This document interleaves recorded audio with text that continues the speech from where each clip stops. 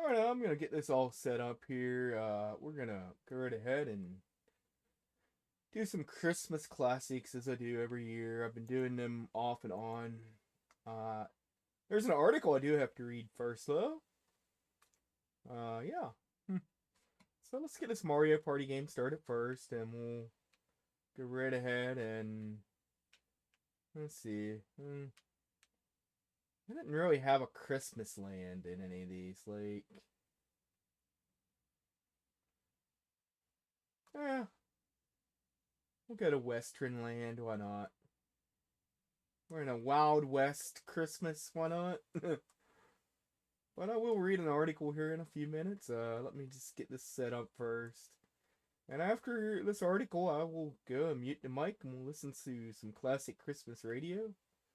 As I said, we've been doing this on my channel for years upon years now. So yeah. It's just something I like doing around the holidays.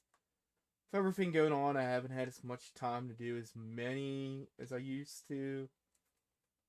And again, the first year I did this, when I first started streaming, it's, man, almost 14 years ago now. Like,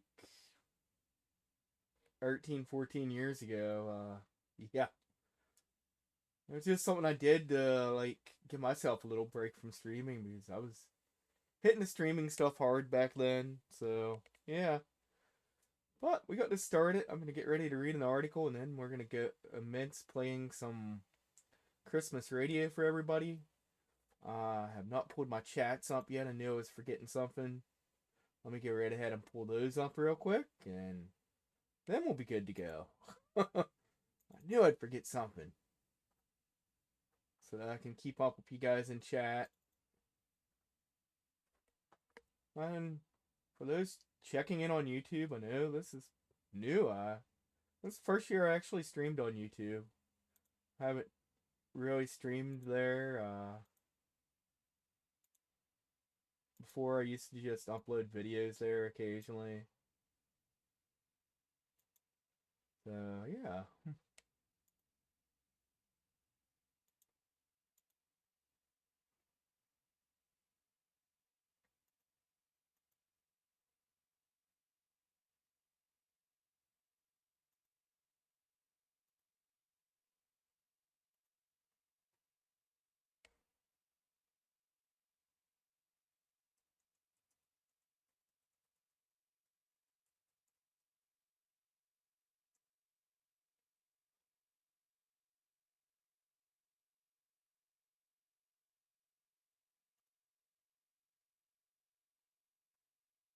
Alright, so it looks like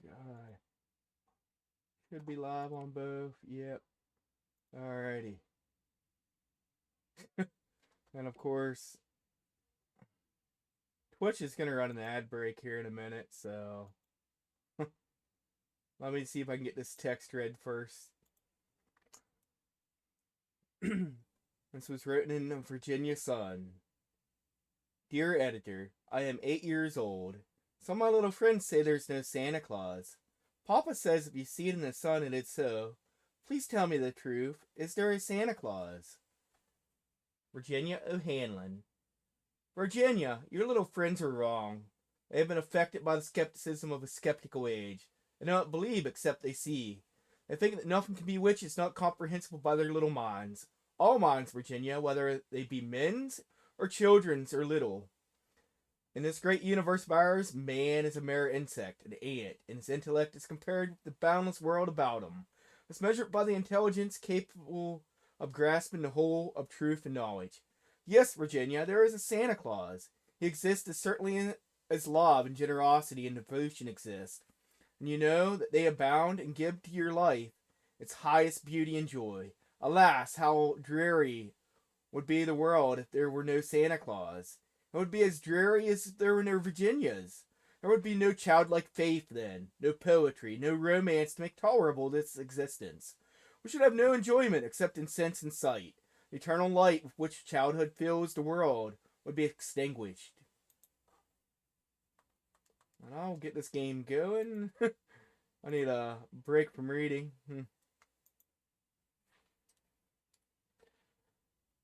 Not believe in Santa Claus? You might as well not believe in fairies. You might get your papa to hire men to watch in all the chimneys on Christmas Eve to catch Santa Claus. But even if you did not see Santa Claus coming down, what would that prove? Nobody sees Santa Claus. That's no sign that there's no Santa Claus. The most real things in the world are those that neither children nor men can see.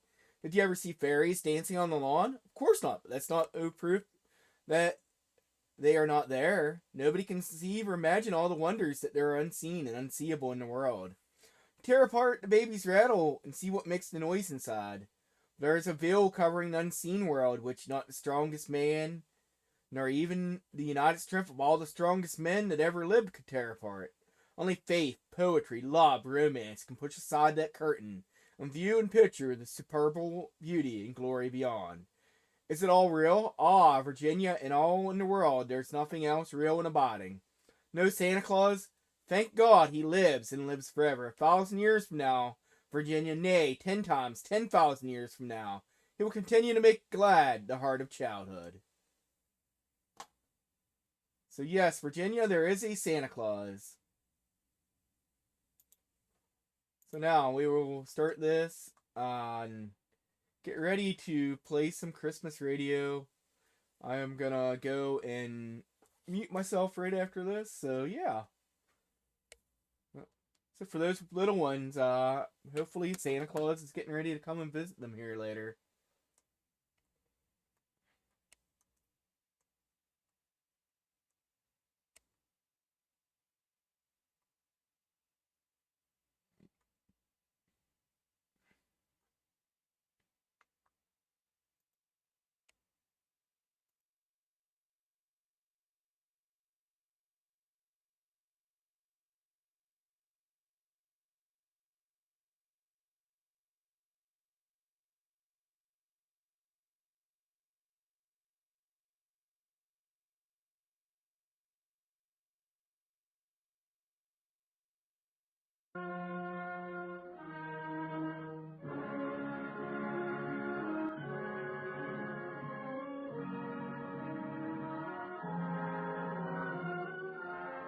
The makers of Campbell Soup present The Campbell Playhouse. Orson Welles produces.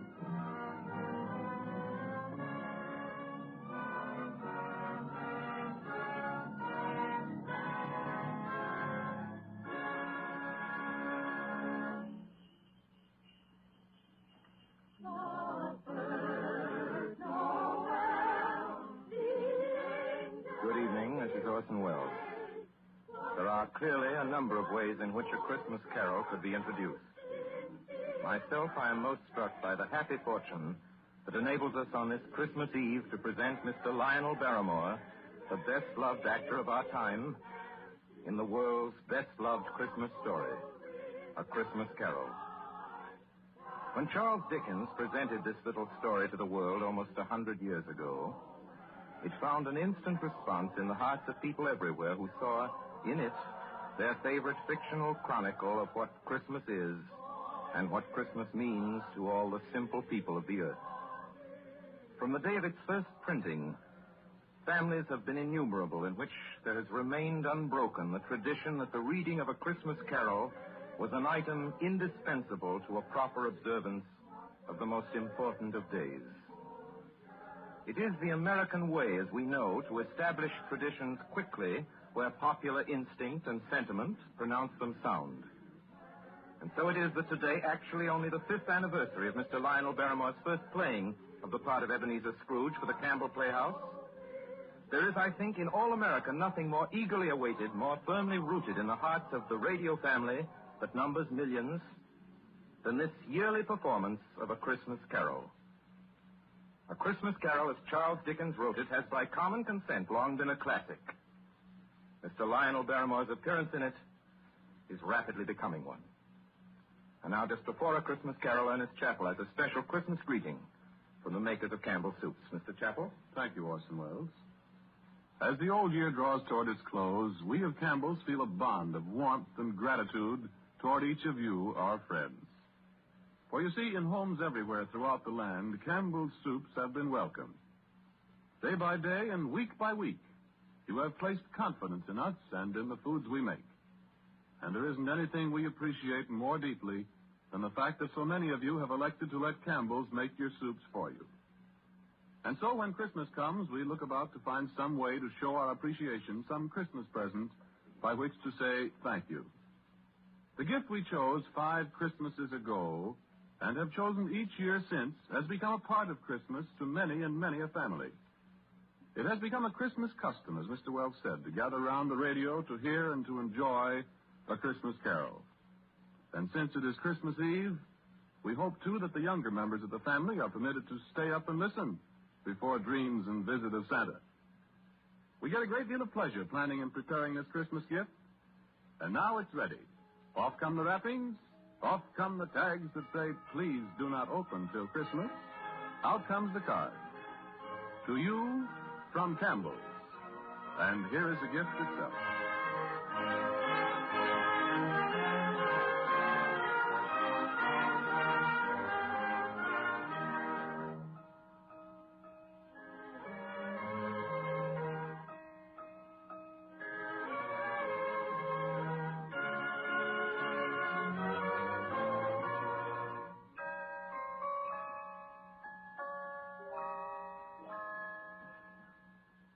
Marley was dead to begin with.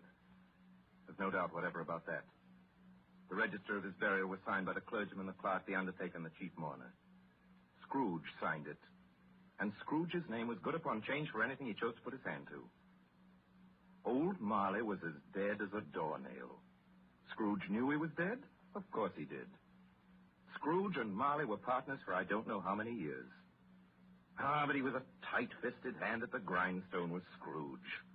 A squeezing, wrenching, grasping, scraping, clutching, covetous old sinner. And once upon a time, of all the good days in the year, on Christmas Eve, old Scrooge sat busy in his counting house, a grim, cheerless place if ever there was one. The door of Scrooge's counting house was open that he might keep his eye upon his clerk, Bob Cratchit, who in a cold and dismal little cell beyond worked at his ledgers. Merry gentlemen, let nothing you despair. 23, 26, 29, 9 carriages. Christmas Day, 11, 13, 17, 7. Bob Cratchit. Yes, Mr. Scrooge? Stop that infernal caterwauling. Yes, sir. 9, 15, 17, 29 carriages. Singing their idiotic Christmas carols at my very door. Go on! Get away from my door! Go somewhere else and bellow your blasted carols or I'll give you in charge. Sorry, Governor. It's an old custom at Christmas time, you know. Yes, and I don't want any of your old customs. Take your fellow fools and go away. Christmas. Blah. Right, sir. Merry Christmas anyway, sir. Ah. Now you get that letter from Higgins and Blackthorn, Cratchit, and then I want you to finish posting this ledger. And after that, you can pop over to Fothergill's and tell Ephraim Fothergill you've come after the 17 shillings and 6pence he's owed me since Michaelmas. And tell him I shall have a constable over there if he doesn't pay up at once. Mr. Fothergill's wife has been ill, sir. Oh, what do I care about his wife? I want my 17 and 6. I just thought it being Christmas, sir. Christmas. You mention that word to me once more, Bob Cratchit, and I'll... Merry Christmas, Uncle. Merry Christmas, Bob. Merry Christmas, Mr. Fred. God save you, Uncle. Humbug. Christmas a humbug, Uncle. Now, I'm sure you don't mean that. I mean just that. Exactly that. Merry Christmas. What right have you to be merry? What reason have you? You're poor enough. Well, what right have you to be dismal about Christmas, Uncle? You're rich enough. Yeah.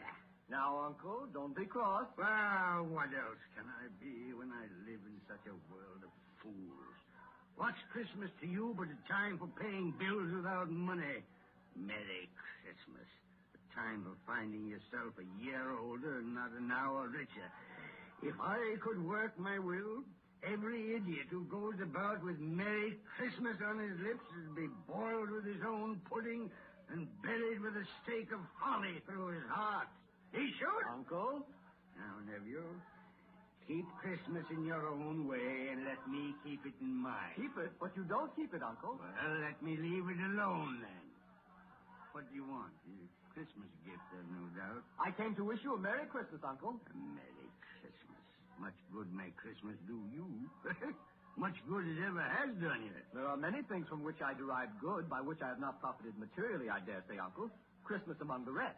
But I have always thought of Christmas time as a good time. A kind, forgiving, charitable, pleasant time.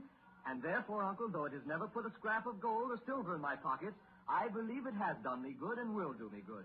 And I say, God bless it. God bless Christmas. Hurrah! Let me hear another sound out of you there, Bob Cratchit, and you'll keep your Christmas by losing your situation. As to you, nephew, I wonder you don't go into Parliament. You talk enough nonsense. Oh, don't be angry, Uncle. I want nothing from you. I ask nothing of you. Why can't we be friends? Good afternoon. I'm sorry you feel that way. Well, I've tried. A Merry Christmas to you, Uncle. Good afternoon. And a Happy New Year, too. Humbug. And a Merry Christmas to you, Bob, and the missus, and to Tiny Tim. Thank you, Mr. Craig. Same to you, sir. Good day, sir. Good day, Bob. Nonsense. Twaddle. Flummer. They're talking of Christmas and not 2 sixpences to jingle together in his trousers pocket. Hey, you there, Bob Cratchit. Come here. What are you doing there? I'm only putting a bit more coal in the fire, Mr. Scrooge. Seeing it's so cold in there, sir. You put that coal back into the scuttle. A fire. A fire, indeed. I can tell you, if you use coal at that rate, you and I will soon be parting company, Bob Cratchit. You understand that? There's many a young fella like your situation, you know. I'm sorry, sir. My fingers were getting a little stiff with the cold. Then put on your mittens. Someone at the door. Go on, see what it Oh, is. yes, sir. Good afternoon, sir. Good afternoon. This is the firm of Scrooge and Marley. Yes, sir. I should like to see the head of the firm, if I may. Oh, very good, sir.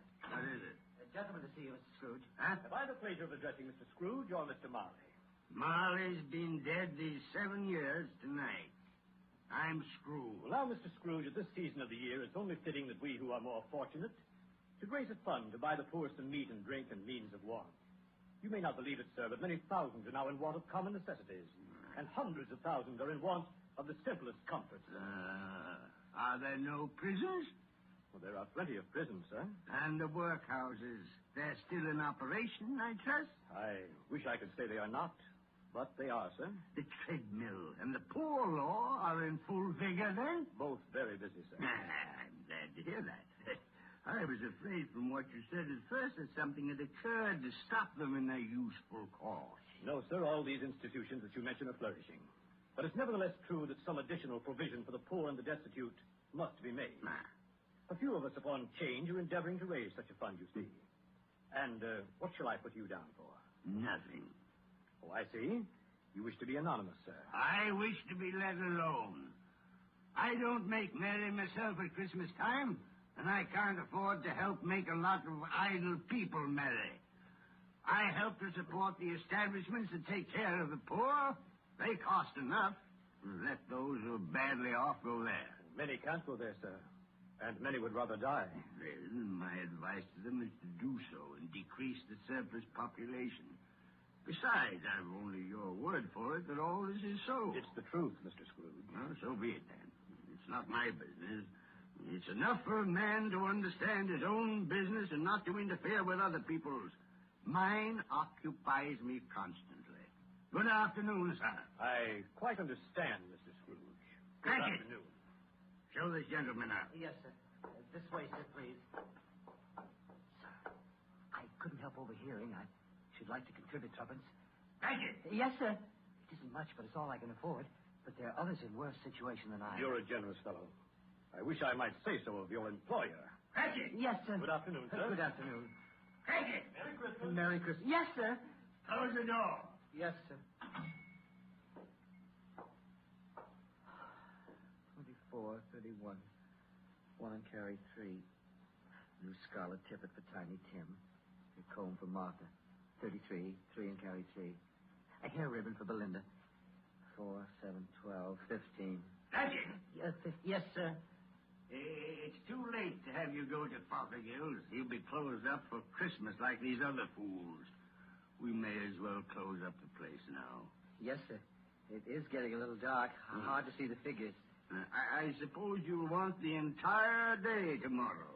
If it's quite convenient, sir. It's not convenient, and it's not fair either. But I suppose I can't do anything about it. If I was to stop half a crown of your wages, you'd think yourself very ill-used, I'll be bound. Well, sir, Yeah, but you don't think me ill-used when I pay a day's wages for no work. it's only once a year, sir. Once a year. Once a year, indeed. A fine excuse for picking a man's pocket every 25th of December. But I suppose there's no good talking. You must have the whole day. Well, see that you're here all the earlier the next morning. You understand? Oh, I will, sir. I will indeed. Good night, sir, and Merry Christmas. Ah. Merry Christmas. Ah!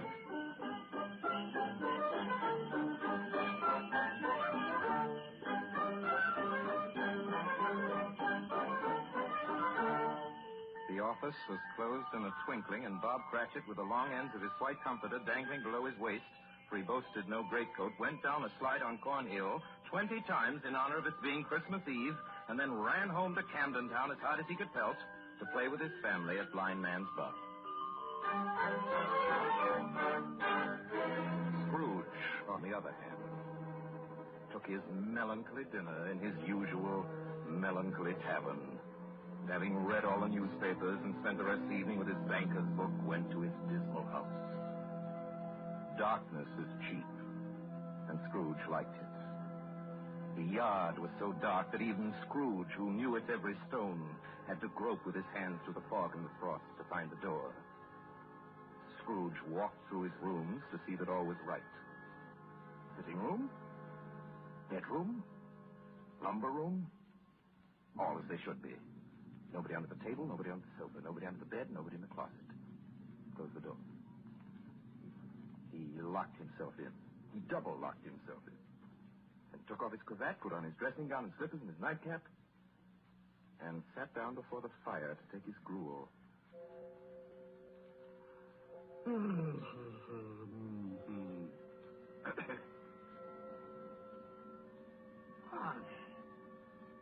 Molly? Molly? I could have sworn I saw... Ah, humbug. Molly's been dead these 7 years. Humbug. All humbug.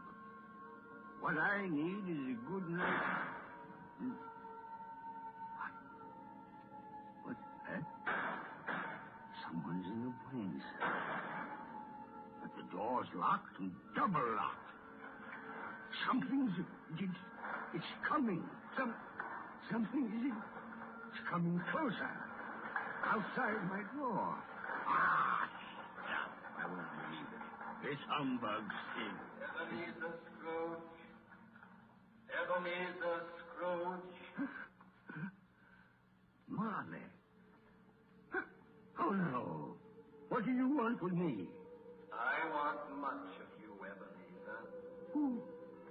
Who are you? Ask me who I was. Oh, you're very particular for a ghost. All right, then. Who were you? In life, I was your partner, Jacob Marley. Jacob Marley. But you're dead. You died 7 years ago. 7 years ago this very night. You are a ghost, then. What's wrong, Ebenezer? Don't you believe in me? I do not. You doubt your senses, Ebenezer? Yes. Because a little thing affects them. Slight disorder of the stomach makes them cheats. You can't be a ghost. You may be an undigested bit of beef, or a blot of mustard, or a crumb of cheese, a fragment of an underdone potato. Yeah, there may be more gravy than grave about you, whatever you are. Ah, humbug, I tell you. Humbug.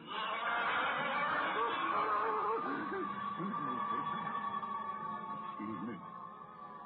I do believe in you. You are a ghost, Jacob. Thank you.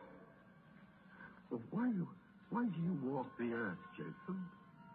Why do you come to me? It is required of every man that the spirit within him should walk abroad among his fellow men and travel far and wide to witness what it cannot share, but might have shared on earth and turned to happiness.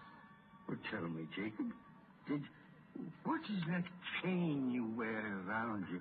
I wear the chain I forged in life. I made it link by link and yard by yard by my own free will. Is its pattern strange to you, Ebenezer? Cash boxes, keys, padlocks, ledgers, and purses. Yours was as heavy and as long as this 7 years ago. You have labored on it since, Ebenezer. Oh, Jacob. Speak comfort to me, Jacob. Comfort I have none to give. I cannot rest. I cannot stay. I cannot linger. Weary journeys lie before me. You travel far? Yes, Ebenezer. On the wings of the wind. 7 years dead and traveling all the time? 7 years, Ebenezer. 7 years of remorse. Ebenezer, do you know that no space of regret can make amends for one life's opportunities misused? But you were always a good man of business, Jacob. Business. Mankind was my business. Charity, mercy, benevolence, they were all my business. The dealings of my trade were but a drop of water in the comprehensive ocean of my business. Oh, Jacob, don't take on so now. Jacob. Listen to me, Ebenezer. I listen to you, Jacob. Go on, Jacob, now. Speak to me, but don't be so flowery. Ebenezer, I am here to warn you that you have yet a chance and hope of escaping my fate. Do you hear that, Ebenezer? Yes, Jacob. Yes, you always were a good friend to me, Jacob. Thanks, Jacob. But go on. How shall I escape? Oh, I'm afraid, Jacob. You will be haunted by 3 spirits. Is that the only chance and hope, Jacob? It is your only chance and hope. Well, then I think I'd rather not. Without their visit, you cannot hope to shun the path I tread. Expect the first tomorrow, when the bell tolls 1. Couldn't I take them all at once and have it over, Jacob? Ebenezer, look that for your own sake you remember what has passed between us. And remember, when the bell tolls 1, look for the first spirit. Jacob, mine!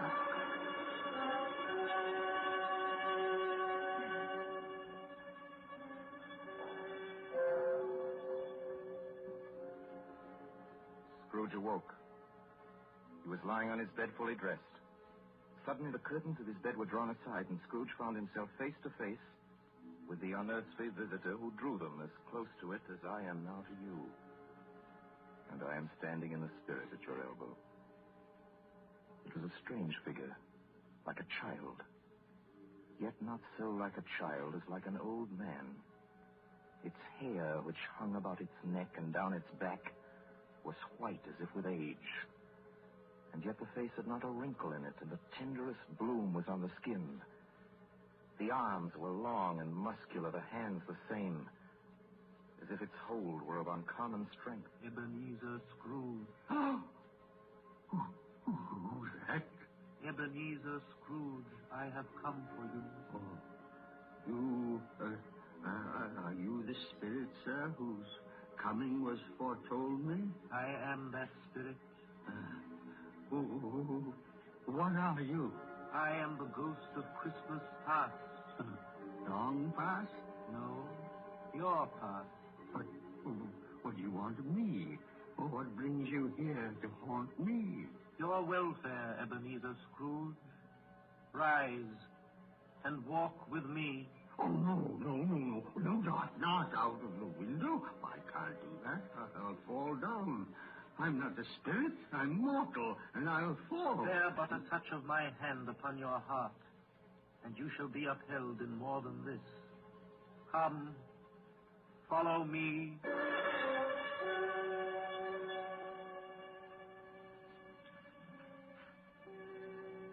Where are we? What's become of the city?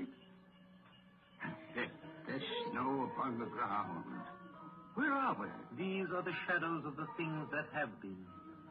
You recognize this countryside? Oh, I know every inch of it. Every rock, every tree. And that bleak building over there? Ah, that building. I was a boy there. Yes, I went to school in that horrible place. Do you recollect that path? I could walk it blindfold. Strange you should forget it so many years. Come, let us go closer. Look through the window into that cold, barren room. What do you see, Ebenezer Scrooge? I see a boy. A solitary child, neglected by his family, alone. Yes, I see. I know that boy. Oh, I was so lonely. Poor boy. Your lip is trembling, Scrooge. And what is that on your cheek? It's nothing. Nothing at all. I wish I... it's too late now. What's the matter? Nothing. The Waits came to my door singing Christmas carols last night, and there was a boy like that among them. A poor, pale, thin little boy in a ragged coat. I should like to have given him something, that's all. Is that all? Come, Ebenezer Scrooge. Let us see another Christmas.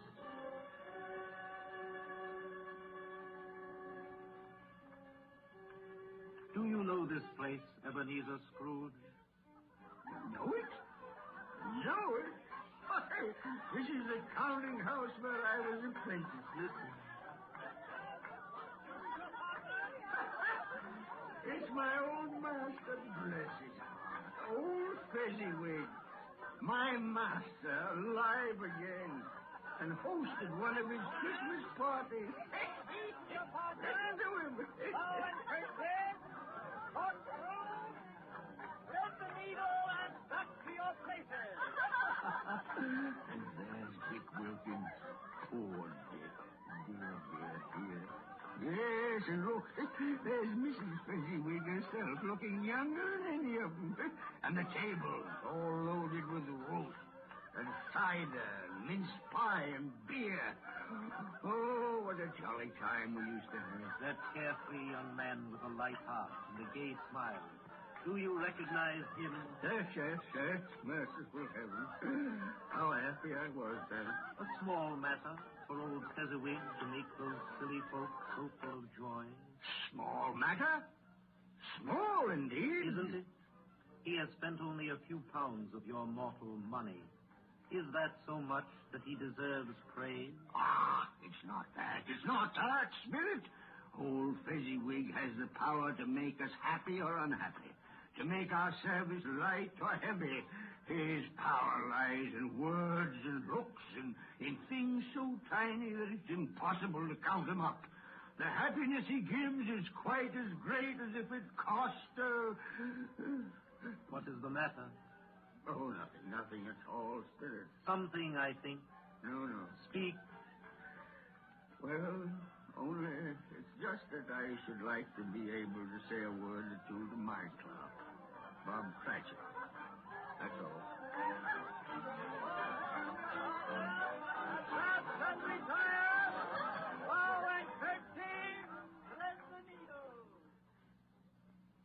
My time grows short, and we have yet another journey to make. Where now? Come. This is our last visit to the past, Ebenezer. Here, in this little room, with a fair young girl by your side. Do you recognize yourself, Ebenezer? No. Spare me this. You're older now, a man in the prime of life. Your face has begun to wear the signs of care and avarice. Your eyes are greedy, the eager, restless eyes of a miser. No, please. She knows it, too. That girl by your side. There are tears in her eyes. That is little, Ebenezer, to you. Very little. I know that. Belle, have I changed toward you? When we were engaged, we were both poor. Was it better then? Better to be poor? Better at least to be happy. You're changed. You were another man then. I was a boy. Do you blame me because I've grown wiser? Have I ever tried to break our engagement? In words, no. Never. In what, then? In a changed nature. In an altered spirit. In everything that made my love of any value in your sight. So I release you from your promise. Belle. Oh, at first it may cause you pain to lose me. A very brief pain. But soon it will be dim. Like a half-remembered dream. An unprofitable dream. And you will be glad to be awake from such a dream. May you be happy in the life you have chosen, Ebenezer. For the love of him you once served. It's enough. Show me no more. Take me home. These were shadows of the things that have been. That they are what they are. Do not blame me. No more, no more. One shadow more. Come. Do you see this man, Ebenezer Scrooge? This man might have been you. And the woman beside him, your wife. And that girl might have been your daughter, Ebenezer Scrooge. She might have called you father. She might have been a springtime in the haggard winter of your life. Spirit, let me go. Show me no more. Listen now while they speak, Ebenezer. Belle, I saw an old friend of yours today. Who was it? Yes. How can I? Oh, I know. Mr. Scrooge. Mr. Scrooge it was. I passed his office window. It wasn't shuttered. And there was a candle inside, so I couldn't help seeing him. His partner, Marley, lies at the point of death, I hear. And there Scrooge sat, all alone. Quite alone in the world, I do believe. Spirit, I can't bear any more. Leave me. Haunt me no more. Take me back. Take me back.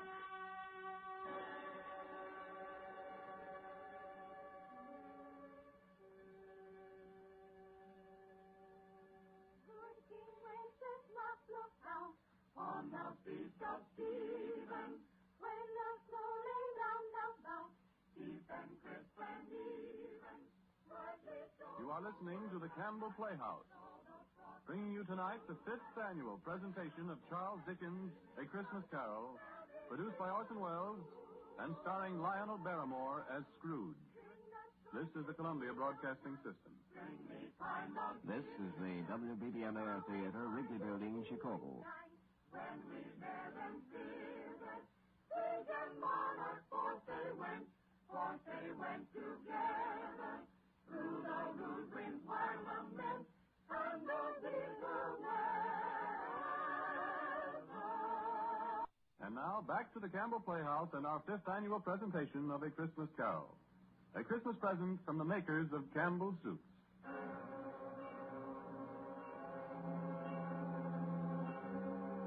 On the stroke of 1, Scrooge awakened suddenly and sat him bolt upright in his own bed. You remember the words of Marley's ghost and wondered from which direction the second specter would appear. At that moment, nothing between a baby and a rhinoceros would have astonished him very much. Now, being prepared for almost anything, he was not by any means prepared for nothing. And consequently, when no shape appeared, he was taken with a violent fit of trembling. 5 minutes, 10 minutes, a quarter of an hour went by, yet nothing came. Then, as he sat in his bed, he became aware gradually of a great blaze of ruddy light that seemed to shine upon him from the adjoining room. He got up softly and shuffled in his slippers to the door. It was his own sitting room. No doubt about that. But it had undergone a surprising transformation. The walls and ceiling were so hung with living green that it looked a perfect grove. From every part of which bright, gleaming berries glistened, and such a mighty blaze went roaring up the chimney as had never been known in Scrooge's time, or for many and many a winter season gone. Heaped up on the floor to form a kind of throne were turkeys, geese, game, poultries, great joints of meat, sucking pigs, long wreaths of sausages, mince pies, plum puddings, barrels of oysters, red-hot chestnuts, and feeding bowls of punch that made the chamber dim with their delicious steam.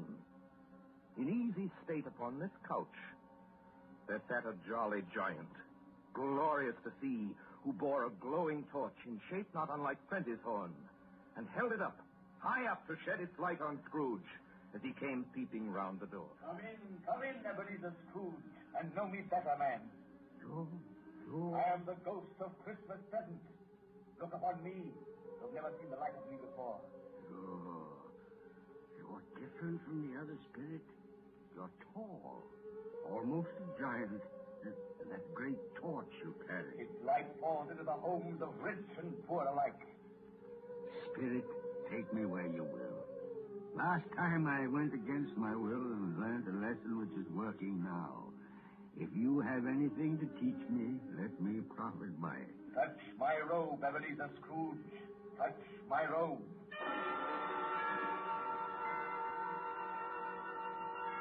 You brought me, Spirit? An humble dwelling in an humble street. It's miserable enough. Yet there is happiness there. Who are these people? Who's that woman and the children? These are the family of your clerk, Bob Cratchit. He is white, dressed in a twice-turned gown, but brave in ribbons, laying the table for their Christmas dinner. And there, assisting her, is their daughter Belinda, and the young man with a fork in the stuffing. That's Master Peter Cratchit, and the two little Cratchits. Listen, Scrooge. Dear Martha, Mother, Bless your heart alive, Martha, my dear. Merry Christmas to you. Merry Christmas, Mother. Merry Christmas. How late you are, my dear. Oh, we'd a deal of work to finish up last night, and we had to clear away this morning. Well, never mind so long as you're here now. Sit you down before the fire and have a warm. Lord bless you. Where's Father? He's been to church with Tiny Tim. They'll be along directly. How is Tiny Tim, Mother? Any better at all? Sometimes I think he is. And sometimes I think, oh, dear God, if anything should happen to Tiny Tim. Mother, you mustn't even think of such a thing. Here they are! Tiny Tim. Merry Christmas, everybody. Martha, welcome, my dear. Merry Christmas, Father. And Tim. Come here, Merry Tim. Christmas, Martha. Oh, Tim, you darling. Oh, Father, I'm so glad to be home. And we're so glad to have you, Martha. And how did little Tim behave in church, Bob? Oh, as good as gold and better. Oh, I like church, Mother. Oh, they sang the nicest songs. I hope people saw me there. Saw you there. And why, Tim? Well, don't you see? Because I'm lame. And if they saw my crutch, it might be pleasant for them to remember on Christmas who it was made lame beggars walk and blind men see. Oh, bless you, my son. Are we ready to eat, Mother? Come on, let's eat. Yes, children, we're all ready. Here we go. Come, take your places now. And I'll wait your turn. There's plenty of stuffing and dressing and plum pudding for all of you. Martha, you take care of Tiny Tim and see that he eats plenty. He must get strong and well. Now, just sit down, everyone. And now, my dears, shall we say grace? Spirit, Our Father who art in tell me if Tiny Tim will live. I see a vacant seat in the poor chimney corner, and a crutch without an owner carefully preserved. Oh, no, kind Spirit. Say he'll be spared. Say he'll live. If these shadows remain unaltered by the future Ebenezer, the child will die. And now, my dears, with such a dinner, a toast. A Merry Christmas to us all, and God bless us. God bless us, everyone. And now to Mr. Scrooge. I give you a toast to Mr. Scrooge, the founder of the feast. The founder of the feast, indeed, who pays you all 15 shillings a week. I wish I had him here. I'd give him a piece of my mind to feast on, and I hope he'd have a good appetite for it. Oh, my dear, the children, Christmas Day. And it should be Christmas Day, I'm sure, on which one drinks the health of such an odious, stingy, unfeeling man as Mr. Scrooge. You know he is, Bob. Nobody knows it better than you, poor fellow. My dear Christmas Day. I'll drink his health for your sake and the day's, not for his. Long life to him. A Merry Christmas and a Happy New Year. He'll be very merry and very happy, I have no doubt. And I say God bless him too, Mother, and everyone.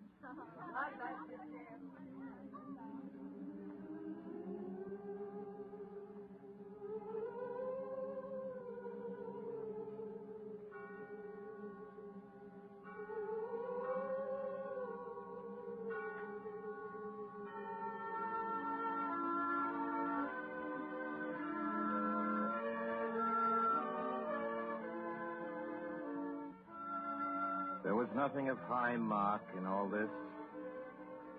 They were not a handsome family, these Cratchits. They were not well dressed. Their shoes were far from being waterproof. Their clothes were scanty and had known, very likely, the insides of a pawnbroker's. But they were happy, grateful, pleased with one another, and contented with the time. And when at last they faded, Scrooge had his eye upon them, and especially on Tiny Tim, until the last. Many calls Scrooge made that night with a ghost of Christmas present. Down among the miners they went who labor in the bowels of the earth, and out to sea among the sailors at their watch, dark, ghostly figures in their several stations. Much they saw, and far they went, and many places they visited, but always with a happy end. The spirits stood beside sick beds, and they were cheerful. On foreign lands, and they were close at home. By poverty, and it was rich.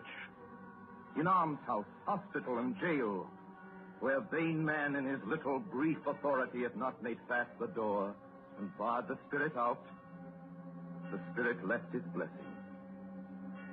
It was a long night, if it was only a night.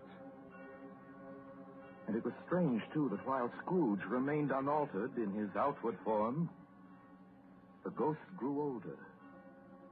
Clearly older. My life upon this globe is very brief, Ebenezer. It ends tonight. Tonight?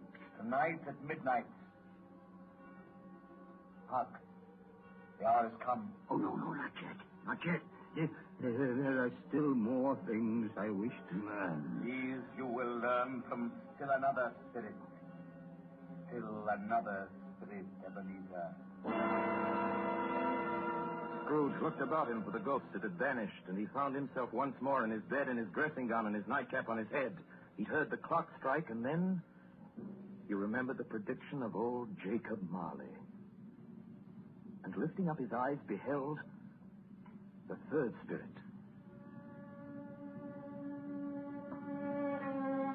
A solemn phantom, shrouded in black,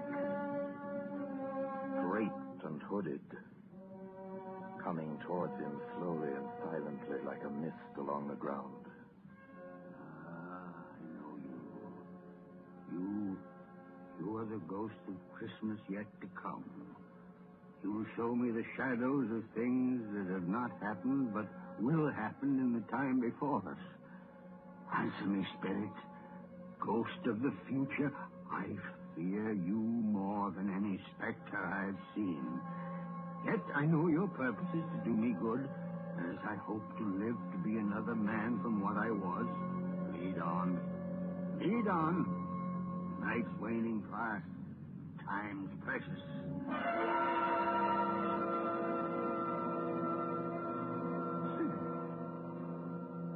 Why have you brought me here again? Here to Bob Cratchit's home? But it's not the same. Why is it so quiet? So very quiet here.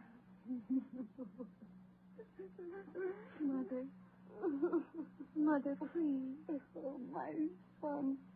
My little son. Tiny Tim. I loved him so. Oh, Mother, dear, you mustn't. It's almost time for Father to be home. Don't let him see you crying. Yes. Yes, Mother. He's late tonight. He walks slower than he used to. And yet I've known him to walk very fast indeed with Tiny Tim on his shoulders. So have I, Mother. But he was light to carry. And his father loved him so that it was no trouble. No trouble at all. Bob. Good evening, my dear. You're late, Bob. Yes, I'm sorry, my dear. I went to the churchyard today. I wish you could have gone with me. You've done your heart good to see how sweet and green a place it is. But you'll see it often, I promised him. Yes, I promised Tiny Tim we'd walk there on a Sunday. Father, dear, it's God's will, Bob. I'm trying to understand it, my dear. My son, my little son, Tiny Tim. And I loved him so. Oh, that's cruel. Cruel. Spirit, Can't you give me one ray of hope that I may change all that? That Tiny Tim may live?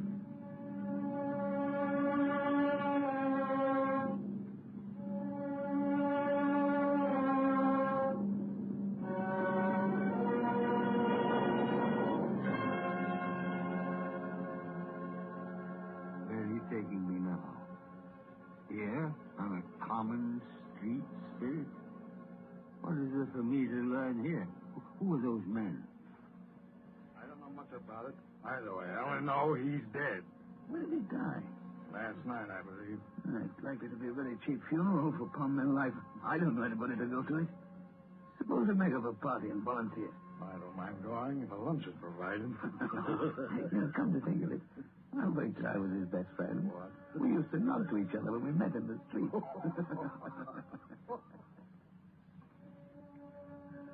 Spirit, tell me, who is this man that died? Is there no one to mourn the poor creature? No one to follow him to the grave? Perhaps they'll give him a green grave at least, like poor Tiny Tim. Perhaps... Spirit, where are we now? Merciful heaven, a churchyard. Overrun by grass and weeds, choked with too much burying, desolate, lonely, crumbling grave. Spirit, before I draw nearer to that gravestone, answer me one question. Are these shadows of things that will be, or are they shadows of things that may be only? Huh? Will you not speak to me, Spirit?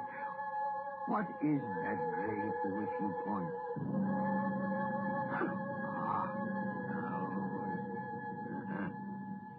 There's writing on that stone. The name on the gravestone is Ebenezer Scrooge. Ebenezer Scrooge? Oh, no, Spirit, no, hear me. I'm not the man I was. Why show me this if I'm past all hope? Tell me that I can change these dreadful shadows you've shown me by an altered life. I'll honor Christmas in my heart. I'll try to keep it all the year. I'll live in the past, the present, and the future, and I'll not shut out the lessons that they teach. Tell me, Spirit. Oh, go on. Tell me. Tell me that I can sponge away the writing on that stone, Spirit. I beg you, Spirit. I beg you.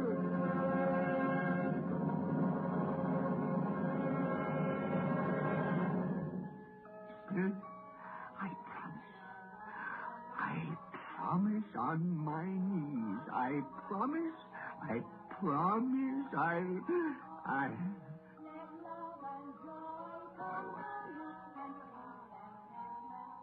It's my own grandpa.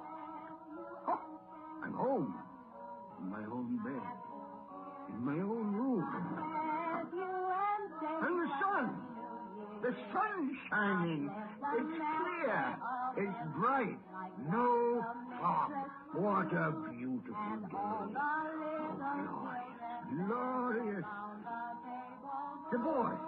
Oh, boy. Yes, sir? Boy, what's the day? What's that, sir? Well, what day is it, my fine fella? Today? Why, it's Christmas Day. Ha-ha! Christmas Day! Then I haven't missed it. The spirits have done it all in one night. All in one night. Heaven be praised. How's that, sir? Listen, my lad. You know where the poultry is in the next street? I should say I do. Ha! Intelligent boy. A remarkable boy. Tell me, do you know if they sold the prize turkey that was hanging in the window? The one as big as me? What a delightful boy.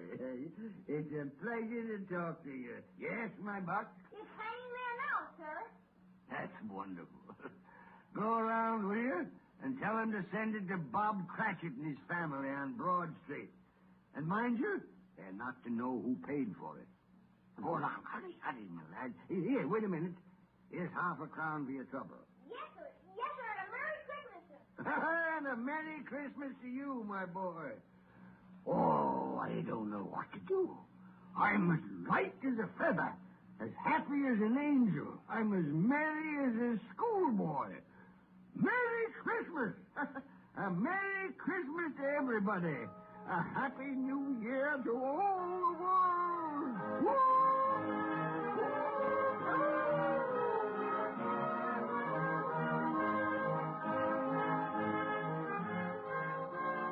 My dear sir, how do you do?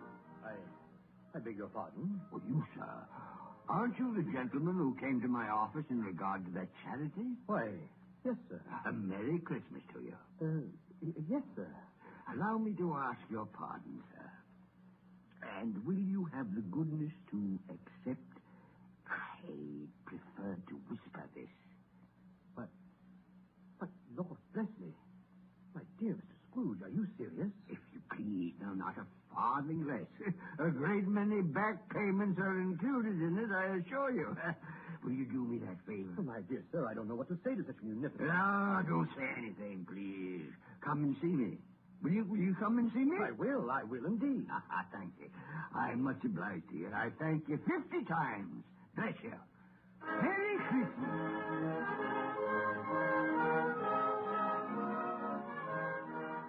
Next morning, Scrooge was early at his office. He went early for a reason. If he could only be there first and catch Bob Cratchit coming late. That was the thing he'd set his heart upon. And he did it. Yes, he did. The clock struck 9. No Bob. 1:15, no Bob. Scrooge sat with his door wide open that he might see him come in. At last he came. His hat was off before he opened the door. His comforter, too. He's on his stool in a jiffy, driving away with his pen as if he were trying to overtake 9 o'clock. 15, 21, 6, and carry the 1, and 24, and carry the 2, 31, and 8, and 9. Hello, you Cratchit. Yes, sir. Step this way, Cratchit, if you please. Cratchit, what do you mean by coming in at this time of day? Well, I'm very sorry, sir. I am behind my time. You are. Yes. I think you are. Oh, it's only once a year, Mr. Scrooge. It shall not be repeated. I was making rather merry yesterday, sir. I'll tell you what, my friend. I'll not stand this sort of thing any longer. And therefore, Bob Cratchit, I'm about to raise your salary. Mr. Scrooge, are you quite yourself, sir? No, thank heaven, I'm not quite myself. Merry Christmas, Bob. Merry Christmas, my good fellow. A merrier Christmas than I've given you in many a year. I shall raise your salary, and we'll see what we can do for Tiny Tim and the rest of your family. Huh? We'll discuss it this very afternoon over a Christmas bowl of smoking bishop. Bob, make up a fire. Make it up, and buy another coal scuttle before you dot another I, Bob Cratchit.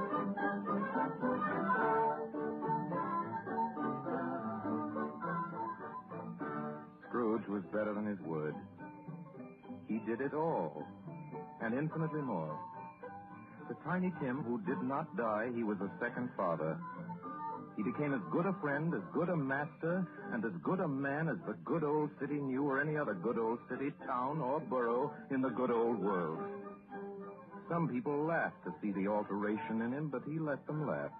Little heeded them. His own heart laughed. That was quite enough for him. He had no further intercourse with spirits, but lived upon the total abstinence principle ever afterwards, and it was always said of him that he knew how to keep Christmas well if any man alive possessed the knowledge.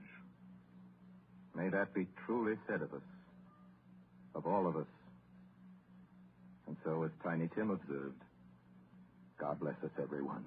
Joy to the world, the Lord is come. Let every beast sing. Let every heart prepare his room. And tell them they are living, and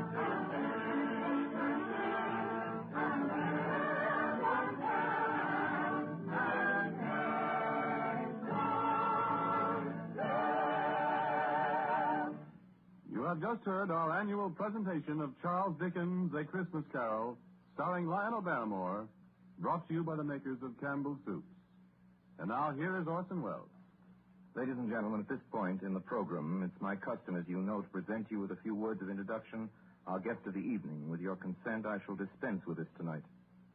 To introduce tonight's guest to the Campbell Playhouse audience, or to any American audience, is an extravagant and superfluous procedure.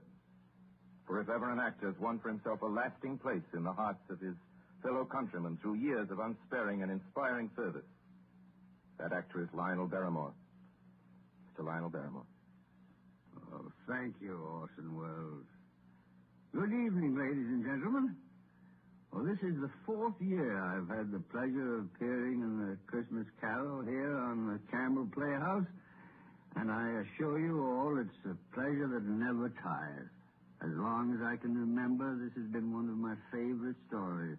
When we were children, it was read to us regularly at this time of year, as it is to many millions of children right now. And like many of them, I'm sure, the three of us, Ethel, Jack, and I, with the aid of a sheet and some old ironware, made a play of it. As I remember, we had 3 Scrooges in that production. Who played Tiny Tim? I think we had 3 Tiny Tims, too. But seriously, I can think of no part that I've enjoyed playing again and again as much as I have the part of that squeezing, wrenching, grasping, scraping, clutching, covetous old sinner, Ebenezer Scrooge. And I can think of no happier or more suitable choice for the makers of Campbell's Soups to offer the people of America as their Christmas present each year than Charles Dickens' well-beloved story, A Christmas Carol. Good night, Orson. Good night, everybody. And a Merry, Merry Christmas to you all. Good night to you, Mr. Barrymore. Thank you, sir, and a Merry Christmas to you. Ladies and gentlemen, next Sunday night, we're happy to announce our version of a great and truly American story by a great American novelist, Come and Get It, by Edna Ferber. Against a background of the mighty forests of Miss Ferber's own Wisconsin, it tells a stirring tale of the men and women who live and die in the woods in order that lumber may come down the rivers every spring into the cities of the modern world. Like so many of Miss Ferber's epic romances of American life, it was made from a best-selling novel into a highly successful motion picture. Now we bring it to you on the air. The story of a man and his son and a girl they both loved, Lotta. Lotta, played for us by one of the loveliest and most accomplished of Hollywood's younger dramatic actresses, Miss Frances D. And so until next week, until Come and Get It, my sponsors, the makers of Campbell's Soups, and all of us in the Campbell Playhouse remain, as always, obediently yours. But just one moment. Please, Benny, excuse me. Ladies and gentlemen, it's the night before Christmas. And all through the Campbell Playhouse, not a creature is stirring that doesn't join Lionel Barrymore in wishing you a Merry, Merry Christmas. This goes for all of us, from my sponsor, myself, or for all of us, from Don McBain, who runs the machinery in the control room, to Miss Helgren, who types the Campbell Playhouse scripts. A Merry Christmas. From Benny Herman and his band of Merry Melodians, Merry Christmas. From Max Sayers, canary-throated chorister, a very Merry Christmas. And from Harry Essman and Cliff Dawson and his crew of sound effect technicians, a Merry Christmas.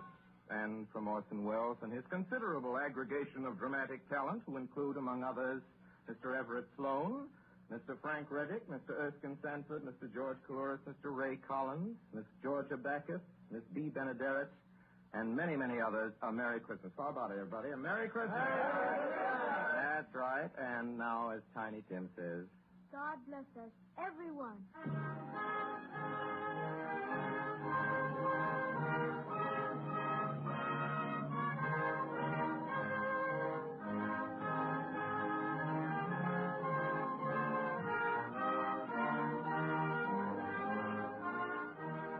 The makers of Campbell's Soups join Orson Welles in inviting you to be with us in the Campbell Playhouse again next Sunday evening when we bring you Edna Ferber's Come and Get It with Miss Frances D. as our guest. Meanwhile, if you have enjoyed our 5th annual presentation of A Christmas Carol, won't you tell your grocer so this week when you order Campbell's Soups? This is Ernest Chappell saying thank you and a very Merry Christmas to you all.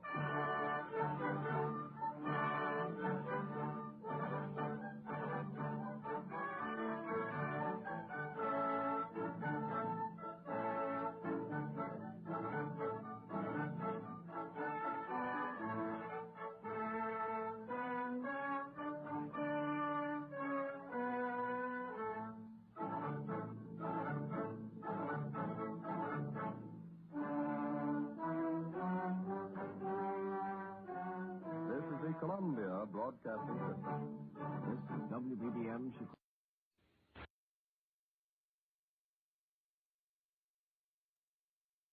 All right, next Christmas classic to read here is A Visit from St. Nicholas.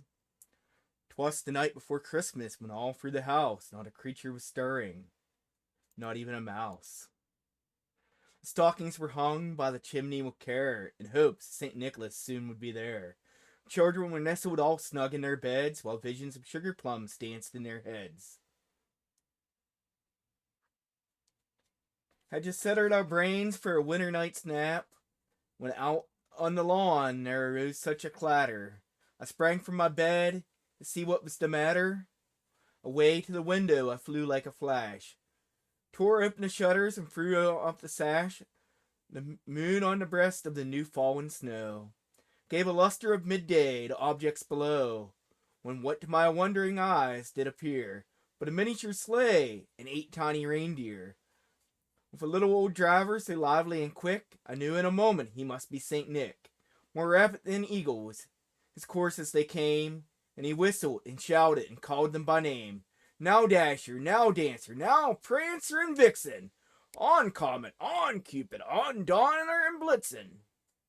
The top of the porch, the top of the wall, now dash away, dash away, dash away all, as leaves that before the wild hurricane fly, when they meet with an obstacle mount to the sky. So up to the housetop the coursers they flew, with the sleigh full of toys and St. Nicholas too. Then in a twinkling I heard on the roof the prancing and pawing of each little hoof. As I drew my head and was turning around, down the chimney St. Nicholas came in with a bound. He was dressed all in fur from head to his foot, and his clothes were all tarnished with ashes and soot. A bundle of toys he had flung on his back, and he looked like a peddler just opening his pack. His eyes, how they twinkled, his dimples how merry, his cheeks were like roses, his nose like a cherry. His droll little mouth was drawn up like a bow, and the beard on his chin was as white as the snow. The stump of a pipe he held tight in his teeth, and the smoke he encircled his head like a wreath. He had a broad face and a little round belly, then shook when he laughed like a bowl full of jelly. He was chubby and plump, a right jolly old health, and I laughed when I saw him in spite of myself. A wink of his eye and a twist of his head soon gave to know I had nothing to dread. He spoke not a word, but went straight to his work, and he filled his stockings, then turned with a jerk, laying his finger aside of his nose, and giving a nod, up the chimney he rose. He sprang to his sleigh, till his team gave a whistle, and away they all flew, like the dawn of a thistle. But I heard him exclaim, ere he drove out of sight, Happy Christmas to all, and to all a good night. Alrighty, now back to the radio programs.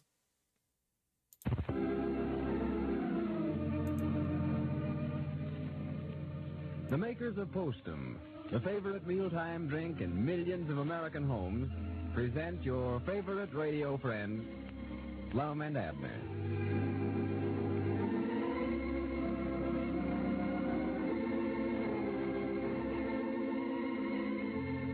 In Dickens' famous story, A Christmas Carol, remember the grouchy, mean-tempered old man, Mr. Scrooge? Well, even today, I think we run across a lot of people almost as bad-tempered as old Scrooge, don't you? And the pity of it is that most cranky people don't want to be that way. Usually, they're what doctors call nervous irritables, people who suffer from indigestion or headaches or can't sleep at night. Any one of those symptoms may mean that you have coffee nerves. For while many people can drink coffee without becoming jittery, many others cannot. If coffee nerves are making a nervous irritable of you, switch to Postum. For Postum contains no caffeine or stimulant of any kind, and it's as delicious as it is satisfying, with a cheering aroma and distinctive, mellow flavor that is Postum's own. For your convenience, it comes in 2 forms.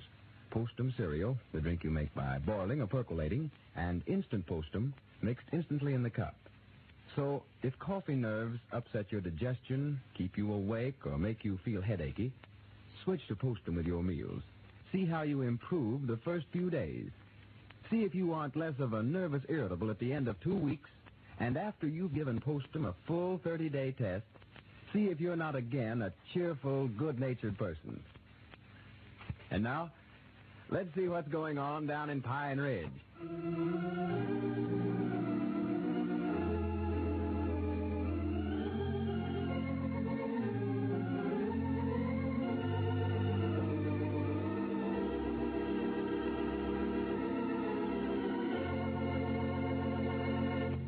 it's Christmas time in Pine Ridge, and all business and other activities have been cast aside in preparation for celebrating the holiday. A heavy snow has fallen, and it is now after dark. 3 old fellows, Lum, Abner, and Grandpappy Spears, are trudging through the snow on a real Christmas mission. Listen. Hey, you're sure we're headed right now, are you, Grandpap? Oh, yeah. Yeah, I know this the way all right. Doc Miller rode his horse over here. You can see his tracks there in the snow. Oh, yeah, them his'n. Well, it must be the old Gaddis place then. Yeah, that's just about where it's at. But there ain't nothing but the barn left there now that the house burnt down 2 or 3 years ago. Well, Doc says it's due east from that road where we turned off there. Due east. Yeah, which way is east? I ain't paid no attention to the directions here. Wait a minute. Whereabouts is the East Star? There it is, right ahead of us. Yeah, we're going right, man. Don't worry about that. Yeah, we can just follow the East Star. Yeah, that ought to lead us to it, yeah. How did you find out about these folks, Grandpap? Well, Doc Miller and his woman had supper over at our place, and we were sitting there visiting after we got done eating, and directly the telephone rung and told Doc to get right on over here. Well, who done the calling? Oh, some feller named Joe something or another. I forget what he did call his name. Uh-huh. He went over to some neighbor's house to call. Said they'd been into the county seat to pay their taxes, and there weren't no room at the hotel, so they come on out here to this old barn to spend the night. Well, this ain't fitting weather to have to stay out in the barn, I'll say that. And they said they were sort of expecting the baby to be born tonight, huh? Yeah, that's the reason they called Doc Miller. Yeah, what's the matter, Abner? I notice my arm's getting tired here, feller. Well, here, let me carry them blankets a while, and you carry this oil heater. It's plumb wore out. Is that box of groceries getting heavy, Grandpap? No, I'm all right, Lum. You ought to be there directly anyhow. Yeah, this snow tires a body out walking through it, you know it? Yeah, well, maybe we're walking a little fast for you, Abner. Yeah, slow down a little here, fella. Here, you take the lantern. Yeah, let me get hold of the thing. Yeah, there it is. Wait. Mighty thought of you fellas to come over here at night. Sort of hate to call you to get out a night like this. But after the doc left, me and the woman got to talking about how pitiful it was that couple was having to stay out here in this barn. Nothing to eat and all. Why, sure. I'm just glad you called me, Grandpap. Just proud to have a chance to help. Yeah, this makes it seem more like Christmas to me, doing for somebody else. Why, sure. You know, you just can't do things to make other folks happy without making yourself happy at the same time. I've always said that. Trouble with a lot of us, we sort of lose the Christmas idea altogether. Think too much about ourselves. The real Christmas spirit is the happiness we get out of making other folks happy. Well, yes, it is. Now, there we was, sitting there at home, busy romping what we was enjoying ourselves. These folks out here spending the night in the old barn this way. No, there just wouldn't have been no Christmas to it if you hadn't have called us up, Grandpappy, sure wouldn't. Well, I knowed I could depend on you, feller. Now, man, if it's the old Gaddis place, we ought to be able to see it from the top of this hill here. Wait a minute. Believe that's the barn yonder, ain't it? Yeah, that's right where they're at, sure as the world. Well, now, that's due east from where we was at, all right, for there's the East Star right over the top of the barn yonder. Yeah, there's Doc's horse tied to the fence there, too. Yep, believe it is. See the light shining through the cracks in the walls. Yeah.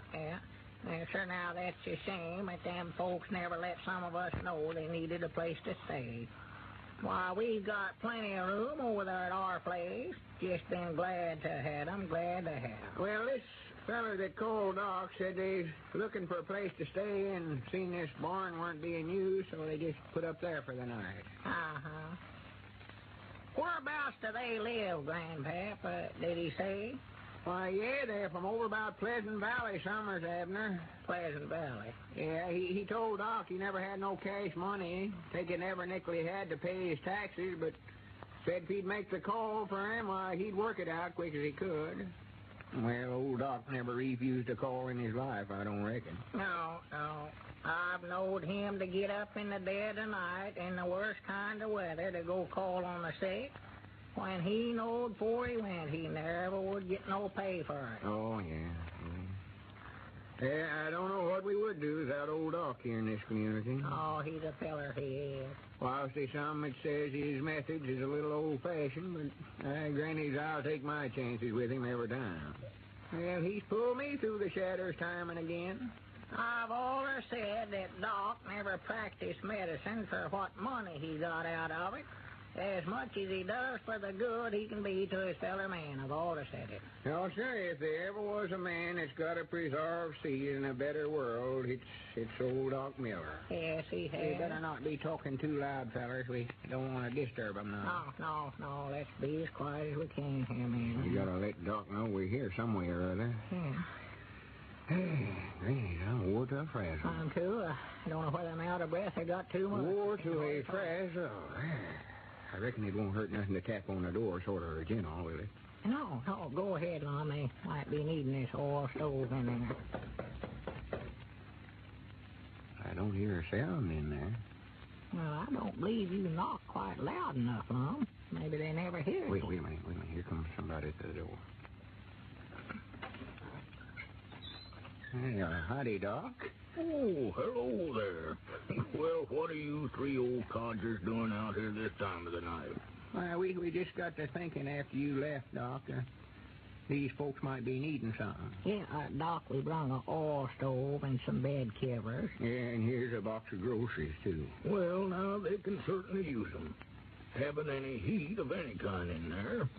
Using what little hay was left in there for a bed, piled it all up in the manger, and made a pretty good bed. But now these covers will come in very handy, man. Good. How is the lady, Doc? Oh, getting along as well as could be expected, Lom. Here now, I'll take these things on in and have her husband light this heater and warm the place up a little. You men better stay out here for a little while. Oh, yeah, sure. You go ahead, Doc. We'll wait out here. If there's anything we can do, Doc, why, just holler. It's all right. Thank you, Grandpa. Doc, just a minute. What kind of work does this feller do? Oh, why, he said a while ago that he was a carpenter by trade, Lom. Carpenter? Yes, said he'd been out of work for quite a while, though. Oh. Well, here now, I better get back in. Oh, yeah. Said he was a carpenter, huh?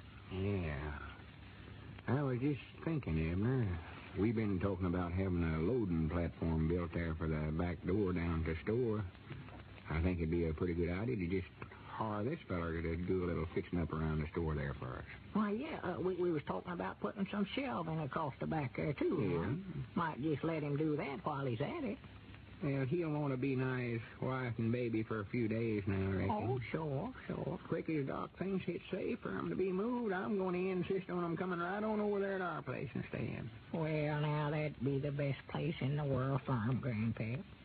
Aunt Charity could take better care of him than anybody I know. Oh, my, yes, she'd get a sight of enjoyment out of looking after that baby, I know. Just loves children. Oh. Yeah, that woman here's Grandpap has mothered every young'un in the community, I reckon. Yes, sir, I was just thinking here, man. Sort of funny. Here we are, three old codgers, getting along in years, standing around out here waiting for a little baby to be born. It's sort of like as if we was waiting for somebody to take our place. Yeah, well, of course, we don't like to talk about such things, but now we've about served our time, I reckon, men. Won't be long before we'll have to move on. There'll be somebody else to take her place. Oh, yeah, Lord me, they'll soon forget about us. It's sort of like the years. Here, 1938's almost gone. There's been a lot of things happen, but it'll all soon be forgot. There's been lots of joys and happiness. Yeah. On the other hand, there's been lots of heartaches and lots of blasted hopes. But there's a new year coming, and we all get to start all over again. Here come 1939, bringing new hope and new courage. And we're sort of like the years, us three old fellers. We're sort of like 1938, and we're waiting on 1939. Little baby in yonder. Well, it's just like I've always said. Now, wait a minute. I believe somebody's coming to the door now. Oh, maybe it's Doc. Maybe it's Doc. Any news yet, Doc? Well, men, it's a fine baby boy.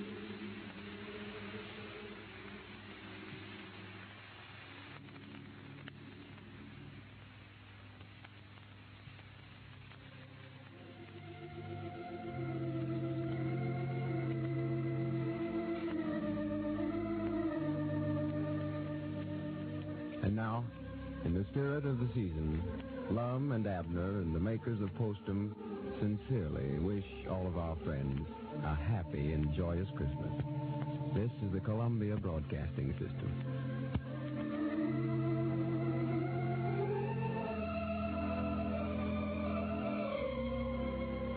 KNX Columbia.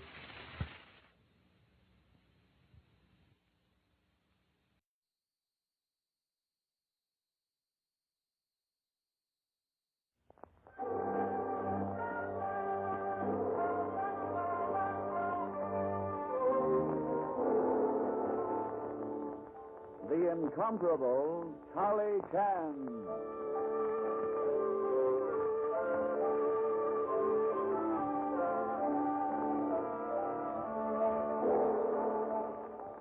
We proudly present the incomparable Charlie Chan in a new and exciting series. Join the famous detective as he combines the wisdom of the East with the science of the West in a dramatic, complete story from The Adventures of Charlie Chan.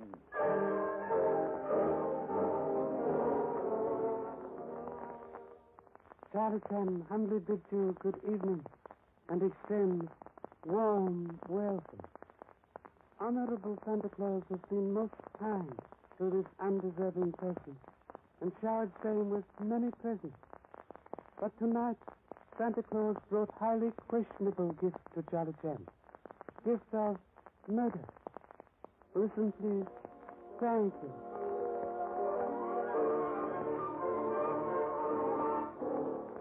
Tonight's adventure, The Man Who Murdered Santa Claus.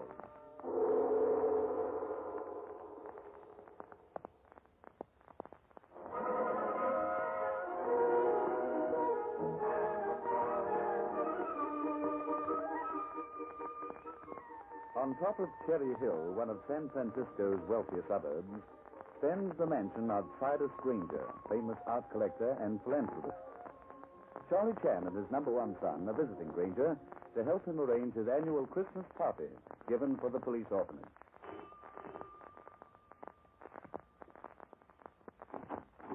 yet? Oh, Inspector Chan. Merry Christmas. Come on in. Merry Christmas, Miss Granger. This person not aware you were attending duties of butler for your uncle? Oh, Uncle Si's got Jackson running 100 errands for him, organizing his party. The whole house is topsy-turvy. Jackson, where in blazes are those camp children? Hey, Chan. Hello. Merry Christmas. Merry Christmas, Mr. Granger. Mighty nice of the department to send you along to help me out. You've balanced books incorrectly, Mr. Granger. Police department in debt to you. Oh, nonsense. Now, listen, we've got a lot to do. And Nancy, I want you to... Pardon, sir. Did you call, Mr. Granger? Jackson, what about those camp chairs I hired? The van has just arrived, sir. It's at the service store. Well, bring them in. There's the door. I tell you, this place is a madhouse. I'll take a taxi. Thank you, Miss Nancy. Get those chairs in section and then get back here. We've got to wrap the toys yet. Yes? Mr. Cyrus Granger visiting? Pop, it's a fellow dressed in Santa Claus costume. No, bring him in, Nancy. That'll be the actor I hired from the talent agency. Mr. Granger, I presume? I am Rodney Temple. How do you do? This is Inspector Chan and his son. And number one, sir. How do you do? And my niece, Nancy Granger. How do you do? How do you do? Charmed, I'm sure. I sincerely trust this costume I'm wearing is satisfactory, Mr. Granger. I wore it when I played the lead in Welwyn's Chris Kringle at the Lyceum. We ran 200 Sure, it's fine. Suppose we go into the ballroom now and talk over your part of the show. Nancy, you get busy. Run through the Christmas carols with Inspector Chapman. All right, Uncle Si. I told you, Inspector. It's a madhouse. I've got the music here on the piano, Inspector. What do you think the children would like to sing? We'll leave that up to you, Miss Granger. Well, let's try something simple. Good King Wenceslas.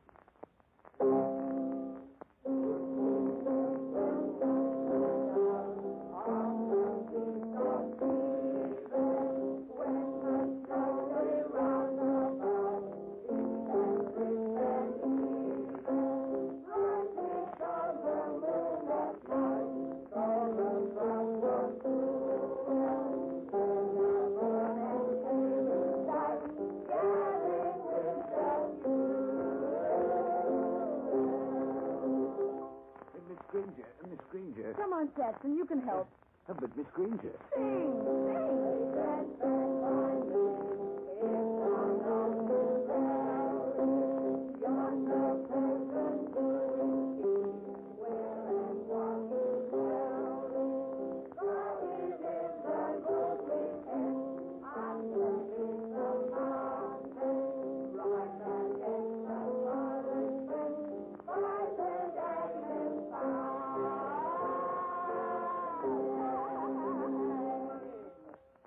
Now, Jackson, what's the trouble? Well, the van didn't bring the chairs, Miss Granger. It was empty when I went back to it, and the driver was gone. I couldn't find him. Well, it looks like he's found himself all right. I can see the van going down the drive now.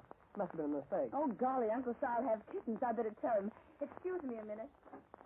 Uncle Si, that bandit... Oh! Inspector Chan! Miss Granger, what is trouble? Come quick! Look at the ballroom! What is it? Holy smoke. What's happened to this place? It's been turned upside down. Where is Mr. Granger and Santa Claus? Inspector Chan, just behind that overturned couch. I think it's Santa Claus. You can stay, Pop. Most unhappy Christmas present to Santa Claus. Very unkind person has presented him with murder. Oh, Inspector Chan. Oh, the poor man. And at Christmas. This is terrible. I'd better find Uncle Si at once. I feel it best if you would go to own room and stay there a while. And this has been great shock to you, Miss Nancy. This person used to dealing with unpleasant situations of this nature. Oh, but really, I feel like... Please do as I ask, Miss Nancy. This person assures you we'll call this meeting here. Very well. If you say so, I'll go to my room. Is there anything I can do, sir? Perhaps I could look for Mr. Granger. Should be obliged if you would phone police department while someone self-examine body of unfortunate actor.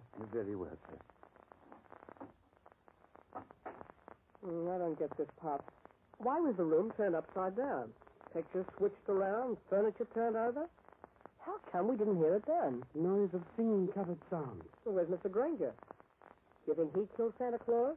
Is that why you sent Nancy away? No. Did so for another reason, son. Observe how oddly costume rests on dead man's body.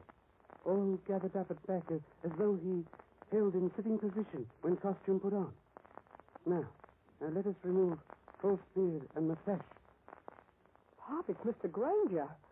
Oh, golly. Yes. Obvious that costume hastily placed on body after death. By that actor, Rodney Tempest? But why? Why did he stab Mr. Granger? Why did he turn this room upside? Let us answer question by mentally rearranging room. Let us imagine furniture back in proper position. All right. Those pictures hanging on the curtains go back on the walls. I can see the hooks where they belong. Overturned couch near door goes against wall. Can see 4 marks in rug left by legs. Yes, but those 2 chairs are in the way. Let us look for smaller indentations in rug corresponding to their feet. Here. On either side of the screen against the opposite wall. Then where does the screen go? Screen belongs... Hey, this most odd. What is it, Pop? Look behind screen. Mantelpiece is gone from fireplace. White inverted U on plaster proves was recently removed. Golly, that's right. Pop, the moving van. Yes, father thought so. Had to check to make sure. Criminals turned room around for just this purpose, to delay us. So he could drive off with the mantelpiece. But why? Why murder a man and steal a mantelpiece? Your father faced with unhappy task of answering the wildering questions. Must first get description of van from butler, then go to police headquarters and send out call for same. Only hope my stupidity has not delayed us too long.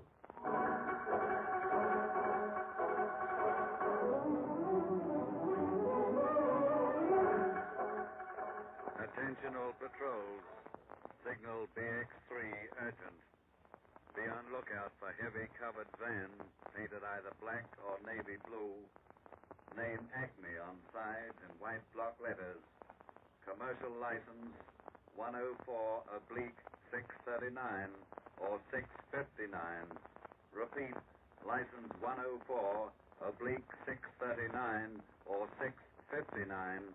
Report on site. There's your call, John. I hope it gets results. I have great faith in radio patrol, Captain Mullins. Now, what about that mantelpiece routine? I can't figure it out. I've just been consulting old records, Captain. I have astonishing news for you. What? Have been repeated cases of mantelpiece robbery both in England and America. You're kidding, Pop. Further, burglaries or robberies limited to only one kind of mantelpiece. Adam mantelpiece. And what in blazes is that? Adam brothers were famous designers in England during 18th century. Built many beautiful pieces of furniture. Are they valuable today? Are valuable as antiques. But this was not murder and general theft. Otherwise, why steal mantelpiece alone and leave behind many other valuable antiques? You mean that Granger was killed because somebody was after a particular mantelpiece he owned? Yes. May I use your telephone, please? Yes. Thank you. While police trace missing van and stolen mantelpiece, Charlie Chan must trace missing actor. National Talent Agency. This Inspector Chan of Police Department. Request home address of actor hired through your agency by Mr. Cyrus Granger. Name is Rodney Tempest. Mr. Tempest, one moment, please. Yeah, here was, sir. Holland's boarding house, 1243 Wingate Avenue. Mr. Holland is authorized to take all calls if Mr. Tempest is out. Many thanks. Come, son. Must leave now, Captain Mullins. If any information about missing van comes in, phone same at once to Holland's boarding house. If this person out, number 1 son authorized to take all messages.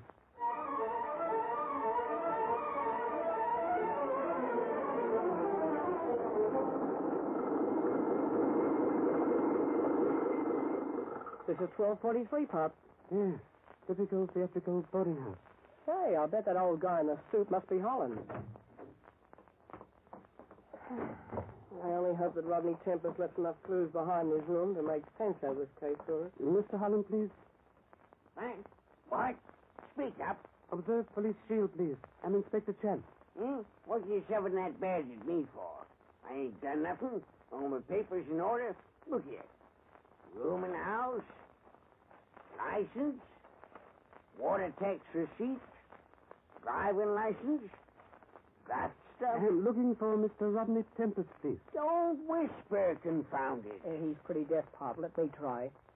Mr. Holland. That's my name. Rodney Tempest. Ain't seen him all day. Where's his room? Sure I can rent you a room. Place is empty except for Tempest. Where is Tempest's room? Oh, him. Second floor. 2R. Thanks. Come on, Pop.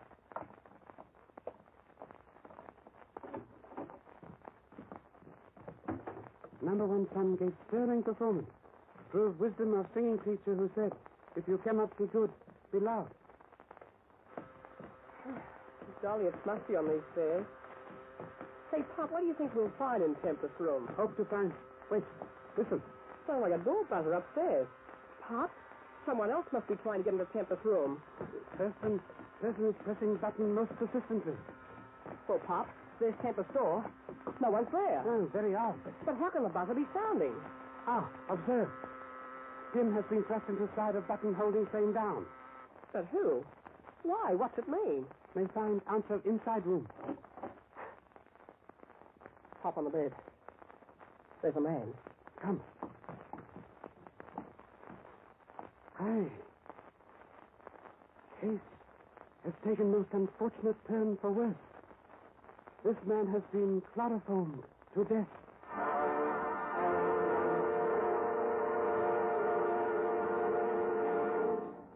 In a few moments, we will resume The Man Who Murdered Santa Claus. Meanwhile, here is your announcer. And now, back to the incomparable Charlie Chan.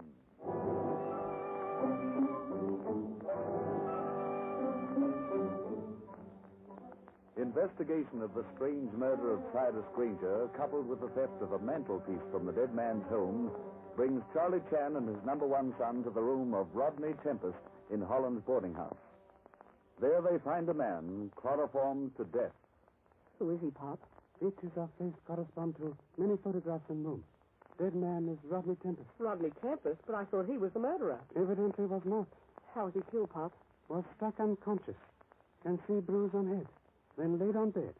Wad of cotton placed on face. Can of chloroform tied to head of bed so that same would drip on cotton. Why take such a roundabout way of killing him? Son forgets pin sticking in buzzer button. Well, what about that? Indicates murder appears to be accidental. How? Evidence says attacker did not wish to kill Tempest, only make same unconscious. Chloroform victim, then departed, jamming buzzer. Thought constant sound would cause inquiries and ultimate rescue. Golly. He didn't know Holland was the only other man in the house, and Holland was dead. Yes. Oh, what are we going to do now, Pop? We can't just sit around and hope that that van's located. We'll first notify Captain Mullins of second regrettable homicide. Then proceed to Townsend Antique Gallery, where Mr. Townsend sells something else besides furniture. Perhaps gentleman sells murder.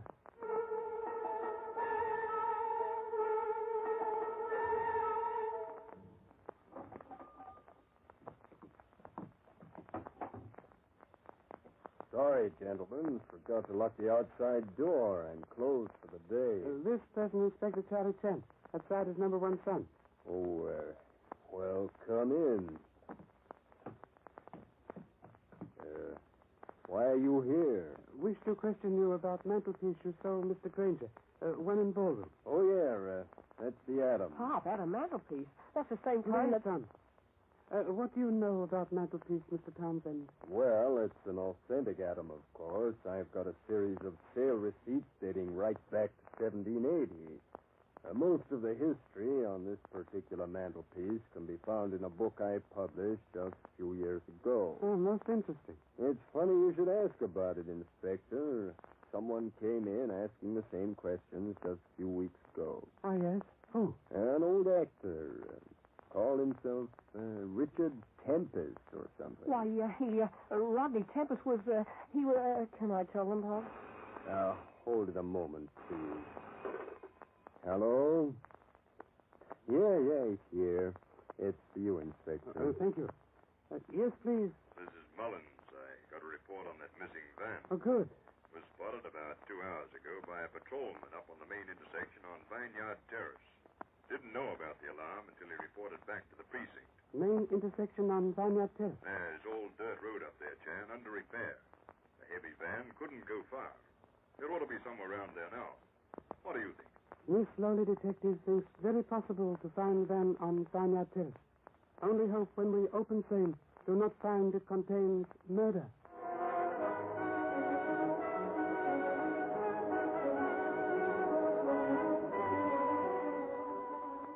When Captain Mullen said these roads were under repair, he should have said underwater. Right on ground, please. Well, there are half a dozen tire tracks here, Pop. You'll never know which is which. Number one done wrong as usual. Science of identifying tire marks almost exact as science of fingerprints. This is only heavy tire on road. Manhattan heavy-duty pattern A5/4.2. Must be missing van. Let us follow same. Come. Keep light on tread marks, son. We don't have to, Pop.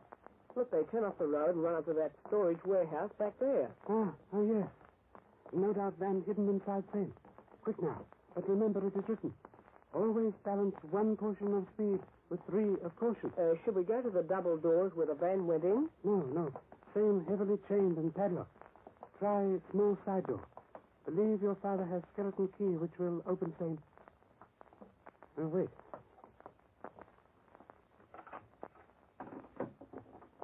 Got it open, Pop? Yes, son. Come. Now necessary to balance sections with 5 portions of caution. Golly, Pop. What a place. Full of furniture and all kinds of junk. Observe. Van behind double doors over there. Come on, Pop. Let's see if that mantelpiece is inside. Son, must insist on greater care. Wise man does not run across ice before testing safe. It's empty. The mantelpiece has been unloaded. Must be someplace in warehouse. Let us look around for same. Right. Say, Pop, this door here. Maybe it leads to a special room. Maybe the mantelpiece is in there. A funny kind of door. Opens in. Built like a refrigerator door. Pop, look in here. Come on in. Yes. This is cold storage room where furs are stored. No mantelpiece in here. Nothing but winter. Pop, the door. It's closed. Quick, son. Try to pull it open. It's bolted on the outside. Pop, we're trapped in here. Most unfortunate. Did not realize murderer would follow us here. Listen, what's that? Refrigeration motor. Turned up to high speed. Well, this isn't so good for us, Pop. Son, master of understatement. I hear anything, Pop. The cold's getting me. I hear a phone. Son, here's phone. Same hangs on wall alongside door. For communication with other parts of warehouse. It's the murderer? Yes. Charlie Chan speaking. Hello, Chan. You'll be frozen stiff in half an hour. You and your brat. You better outsmart him, Pop. You're so anxious to find out why I wanted that mantelpiece, Chan. I'll tell you. Help you pass away the time while you're kicking off. In 1779, Jennings Carton was one of the greatest book collectors and literary experts of England. He owned the rarest thing in the world, a manuscript copy of Shakespeare's play Richard III. This is most interesting. Go on. That manuscript was stolen from Carton by another collector, a madman named Richard Wells. Wells sealed the treasure up in his mantelpiece, afraid to let anyone know he'd stolen it. But when Wells died, he admitted his theft in his will and directed his heirs to send the manuscript back to Carton. Go on, be quick. By the time the will was read, all the dead man's furniture and possessions had been sold. The mantelpiece, too. Gone, without a trace. For 150 years, collectors have been searching for that mantelpiece, and I found it, Chan. I found it. Think that over while you die. You are wrong, my friend. This person will not remain inside to die. Quick, son. Give by the flashlight. Well, what are you going to do, Pop? Refrigerator door opens in. Toward us. Remember? I don't understand, Pop. Oh, foolish one. Means hinges are on inside. Simple to knock pins out of hinges with flashlight and force door open. Quick now. Right, Pop. Here goes. That's done it. Now pull it open. Come on, Pop. Watch out, son. Murderer may be here yet. Anne, how did you get out of there? Oh, no, you don't, pal. You don't get two chances at murder. Stop, son. Don't worry about me, Pop. Oh, you would you? Worry about this guy. Lay still, mister. Come get his gun, Pop. Ah, son, why does youth run headlong into danger? Has not aged father's trials taught you lessons? Have gun now, and may let murderer up. You know who he is, Pop? Ah, yes. I've known for some time that murderer is very clever proprietor of boarding house, Mr. Holland.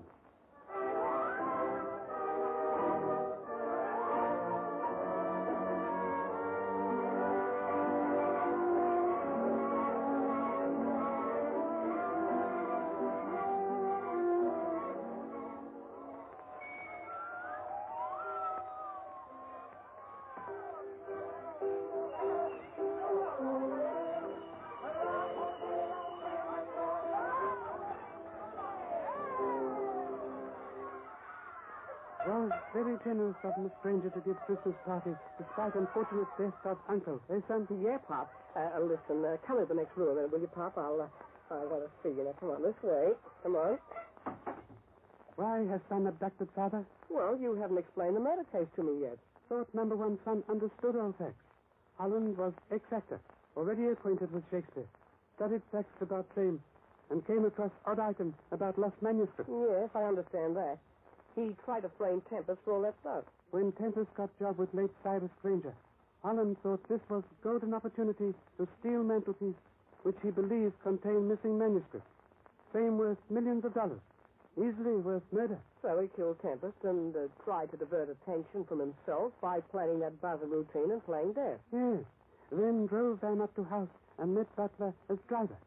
When Butler left him alone, quickly changed to Santa Claus disguise. Ran around to front of house and entered as Rodney Tempest. The rest you understand? Yes, except one thing, Pop. When did you get onto him?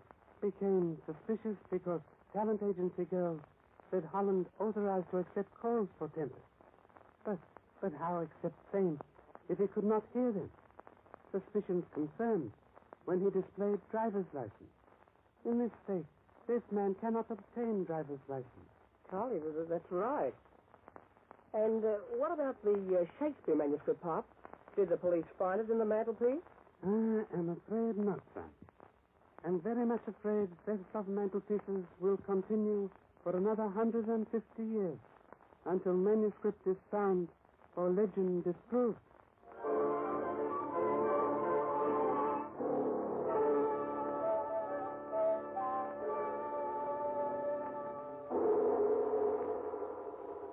Before this person has further words with you, here is an answer with words of wisdom.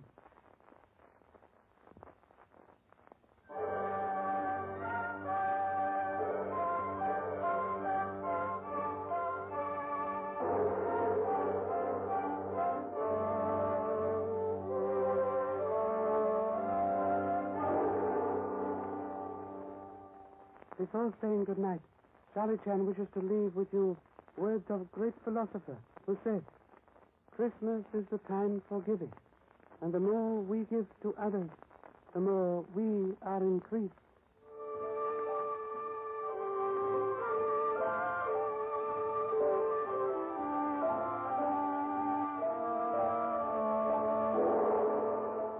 Be sure to join us next week at the same time for The Adventures of Charlie Chan, based on the famous character created by Earl Derbiggers.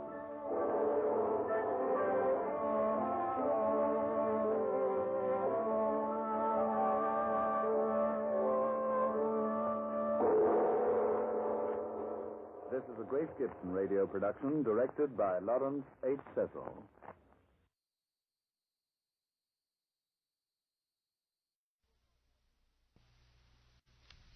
The Mutual Broadcasting System, in cooperation with Family Theater Incorporated, presents transcribed A Daddy for Christmas, starring Pat O'Brien, Linda Johnson, and Bobby Driscoll. Shirley Temple is your hostess.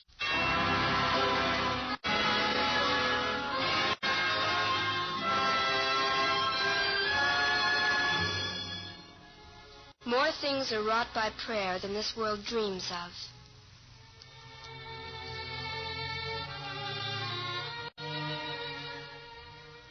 little girl, I once received a doll for Christmas. It wasn't very expensive, nor even the prettiest doll in my collection. But I kept that doll and cherished it long after my other Christmas toys had disappeared. It came from someone I loved, someone who loved me, too. No matter how high the gifts are piled, any Christmas tree is bare which doesn't have love around it. That's why it's so important for us to make our homes places of love. Not just Christmas Day, but every day of the year. And one thing is certain. Love is always present in the home where daily family prayer is a practice. Family prayer will bring love and goodness and understanding. The best Christmas gifts any family can receive. Shirley Temple will speak again following our family theater play, A Daddy for Christmas, starring Pat O'Brien, Bobby Driscoll, and Linda Johnson.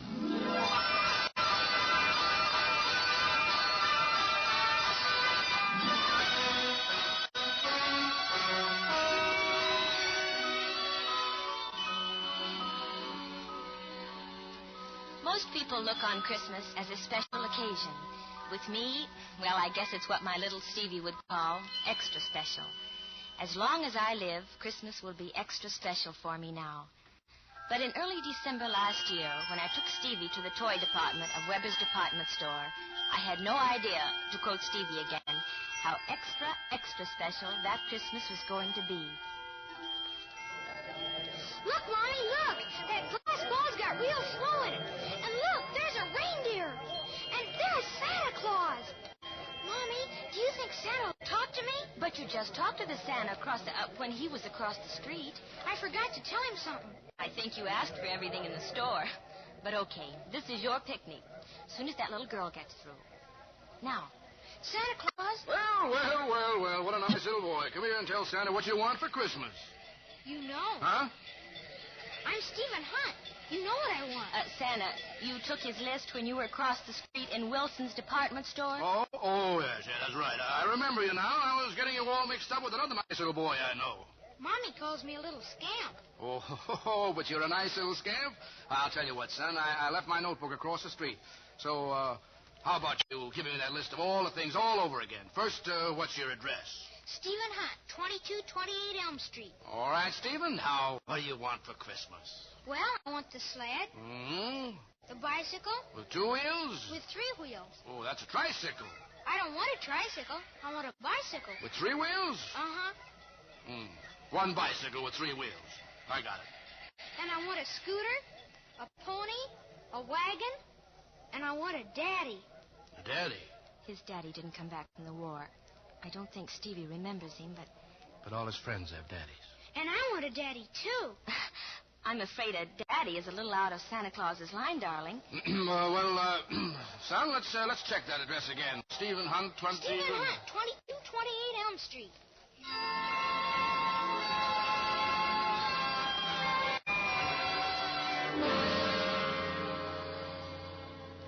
It was a lonely Christmas Eve for Stevie and me.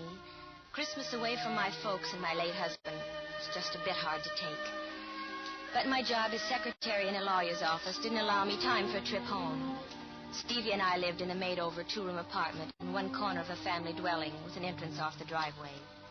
Mrs. Rawson, my landlady, who took care of Stevie when I was at work, was visiting her daughter's family that evening and over Christmas Day. Stevie and I were alone. Stevie kept rearranging the few wrapped packages at the foot of our little Christmas tree. All right, Stevie, off to bed. I said to bed, not to the window. I'm looking for Santa Claus. Now get to bed. Santa will come after you're asleep. There he is now. There, who is? There's Santa Claus. He's coming up the drive with a great big bag. What? Here he comes. Here he comes. Stevie, what on earth? Merry Christmas! Merry Christmas! Santa Claus! Santa Claus! I told Mommy it was you. What'd you bring me? It is Santa Claus. Oh, please, lady, don't tell me you don't believe in Santa Claus. I'll believe anything now. What'd you bring me? What'd you bring me? Well, now, wait. Let me put my bag down first. Oh, what are you doing here? Well, I was just flying by on my reindeer, my sleigh, when I saw what a nice Christmas tree you had and decided to drop in. Well, I couldn't find a chimney on this side of the house, so I decided to use the door. Where's your reindeer? My reindeer. I sent them back to the North Pole to pick up some more toys. What'd you bring me? Well, let's open my bag here. See what we got for Stephen. Well, bicycle with 3 wheels. Oh, Mommy, look. Santa Claus remembered. Can I ride it? Can I? It's got a bell. It's got a bell. Mommy, what's the matter? Nothing, honey. I'm just happy because Santa Claus remembered.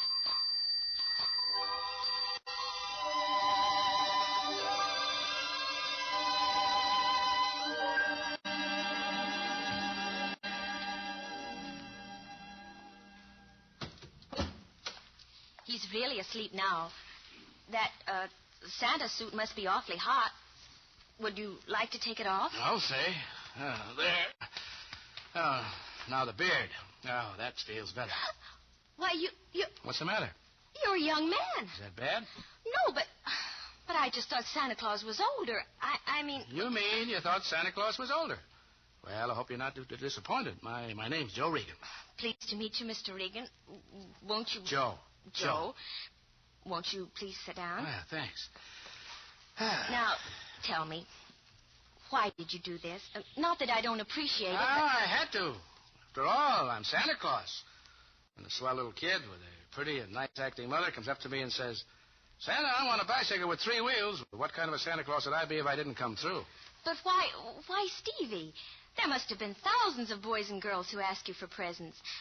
Why Stevie? Well, maybe it's because he asked for something different. He said he wanted a daddy for Christmas. Oh, no. That's going too far, Joe. I mean, Mr. Regan. Oh, no, don't get me wrong. I'm afraid Stevie won't get his daddy for Christmas. Maybe by Easter? You don't think... Oh, no, of course not, but already I like you a good deal. Well, I like you, too, but... We sound like a couple of kids. A couple of nice kids, I'll have you know. Joe, you're crazy. You're the most audacious, Oh, you're very nice, Joe, but that tricycle must have cost a lot of money. You'll have to return it. I won't take that bicycle with 3 wheels away from Stevie. You do it. Oh, no, I couldn't. He already loves it. All right, you win. He keeps the tricycle. 1 round for Joe Regan. But about that daddy business, that's out.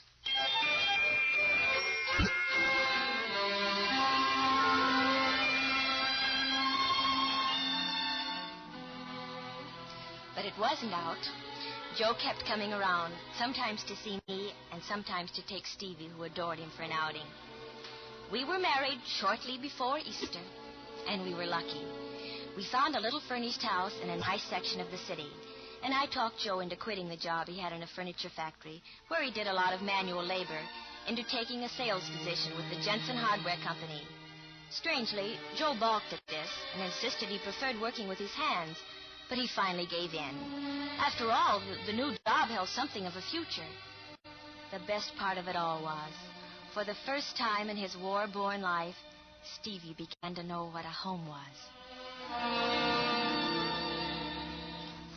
Strike 3. You're out. I am not. That was a foul tip. You're out. You're out. All right, we'll have to ask the umpire. Jimmy, wasn't that a foul tip? You struck out. 1, 2, 3, you're out. Oh, you kids are ganging up on me. It's my bat. Stevie! Dinner! Hear that, Stevie? I want a bat first. No, can't keep Mother waiting. Last one at the house is the monkey's uncle. So long, Jimmy. So long. See you in the morning. Hey, you got a head start. I beat. You're a monkey's uncle. Hello, Mommy. Daddy's a monkey's uncle. Hello, darling. My, you're getting harder to pick up every day. Well, how about it? Doesn't a monkey's uncle get a kiss? Better.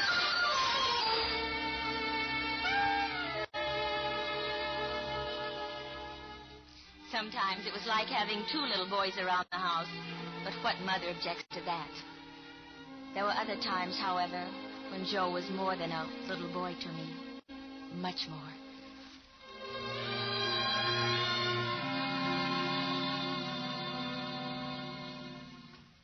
Honey, why did you marry me? What? Why did you marry me? What? How can you ask a question like that? Well, I guess, when I used to pester you about it, I used to tell you Stevie needed a father, and that was my main sales talk. Joe, I married you because I love you. I need you. You should know that. Well, yes, of course. But the way you do it on that kid, well... Joe, I love you so much. I guess I did almost from the start. When I was Santa Claus? No, silly. Well, that's when I fell in love with you. Just as soon as Stevie told me he wanted a daddy, and I looked at you, realizing I had a chance. You looked like everything I wanted. And when I got to know you, you were everything I wanted.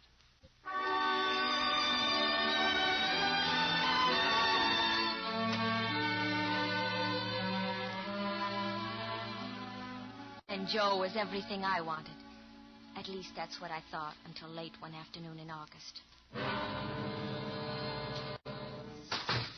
Hello, Mary. What's the matter? Joe, the lights won't go on. They're on next door, and I checked the fuses. Joe, you didn't forget to pay the bill. I'm afraid I did forget, honey. I didn't have anything to pay it with. I thought they gave you a second notice. But, Joe, we budgeted. Why didn't you have anything? I was fired last Thursday. The boss didn't think that You haven't been working a week and you didn't tell me? I'm sorry, honey. I didn't want to worry you. But you've been leaving the house the same time every morning. I didn't want you to know until I got something new. You seemed to take it for granted I was doing so well. I just didn't want to worry you, that's all. No, don't do anything to worry me. Just have the light company turn off our lights without notice. I'll have them on again tomorrow. But how? I said I'd have them on tomorrow, and that's enough. Don't speak to me like that. Well, stop putting me through a third degree. Now I suppose you want to know why I got fired. Well, it's because I'm a lousy salesman, that's why. You're the only one who thinks I'm a personality kid. Don't worry, Joe. You'll get something better, something with a real future. And about the bill, I've got some money saved. I said I'd pay that bill.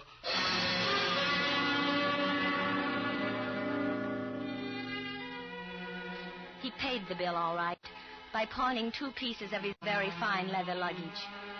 That was our first quarrel. A couple of weeks later, Joe was in the yard cutting the lawn when Stevie came home from school. Hi, Stevie. How's school? It's fun, but, Daddy, all the kids have cowboy boots. Can I have them? Well, let's see. Let me think about that, little Stevie. No, we might as well start in being frank about these things right now. Come here, son. Jimmy's got cowboy boots with red and yellow. Stevie, I want you to listen to me. There are times when our family doesn't have much money and we have to get along without some of the things we'd like to have. Some other times we'll have a little extra money and get some of those extra things. Then I can't have those cowboy boots? I'm afraid not, fella. Not right now. Yes, you will, honey. We'll go downtown and get you some cowboy boots Saturday. Mary, I didn't know that I'm going to get some boots. I'm going to get some boots. I'm going to go tell Jimmy. You shouldn't have told him to get those boots just after I said we couldn't afford it. All the other youngsters are wearing them, and I don't want him to know we can't afford it. He's got to learn sometime. Well, there are things we can't have just for the asking. Well, he's too young to learn now. All right. But how can we pay for them out of my unemployment money? I got a little money from my folks this week. They sent it to help outfit Stevie for school. Oh, I didn't know.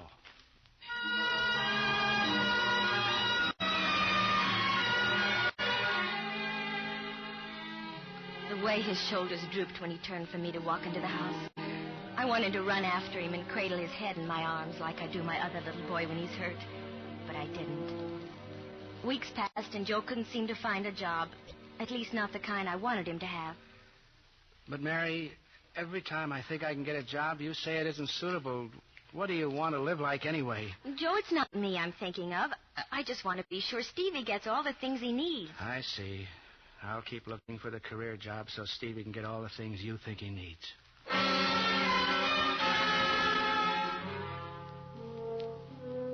He tried, but that was all. Finally, I spoke to Mr. Emerson, and he offered me my job back.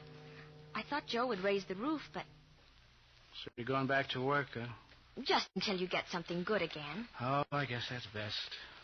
No need for Stevie to do without things because I can't provide them.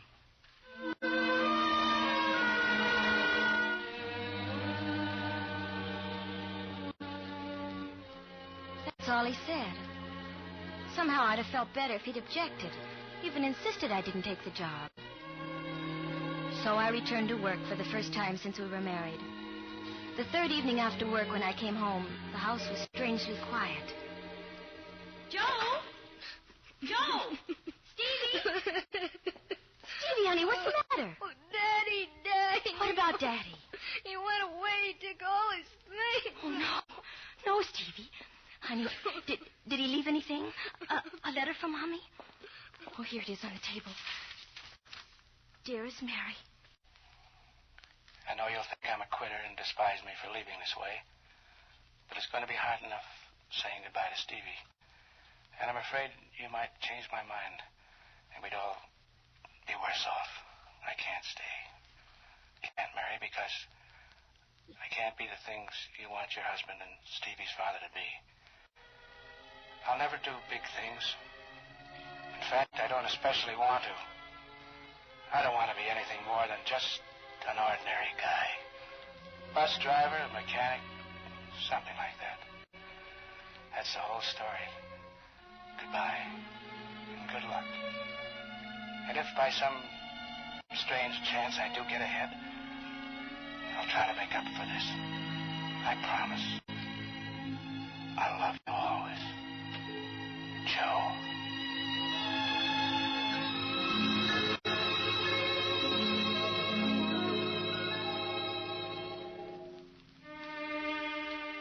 That's how Joe walked out of our lives, less than 10 months after he had entered. At first, I didn't see how I could bear it. But life must go on. And then, of course, there was Stevie. I've written all Joe's relatives, all his friends. They haven't heard from him either. Poor Stevie. He's tried to keep up a brave front. But many times at night, I hear him crying himself to sleep. Sometimes, at first, I cried in bed, too. Then I started telling myself, at least this way, Stevie won't grow up under the influence of a father utterly lacking in ambition. And I got some satisfaction in knowing that when Jimmy Webster got a fur-lined aviator cap, my boy got a fur-lined aviator cap, too. That is, I did until last Saturday, when Jimmy came over to our house. You make swell cookies, Mrs. Regan. Thank you, Jimmy. You'll get some soon as they're finished. When's Mr. Regan coming back? I don't know. Jimmy, does Stevie talk about him much? No. He don't talk about him at all. I wish he was my dad. Jimmy. I guess that's wrong, but Mr. Regan always played with us kids. Showed us how to throw a ball, the right way to hold a bat, things like that. My dad hardly even talks to me. I don't think he even likes me. Oh, your daddy loves you. Well, why do you suppose he's always getting you all those nice presents and those swell clothes? If he loves me, why doesn't he act like Mr. Regan? Jimmy, you've got to love your own father. If he doesn't seem to pay enough attention to you, remember he's a very important man and he has to keep busy. I wish Mr. Regan was home. He's like the only dad I ever had.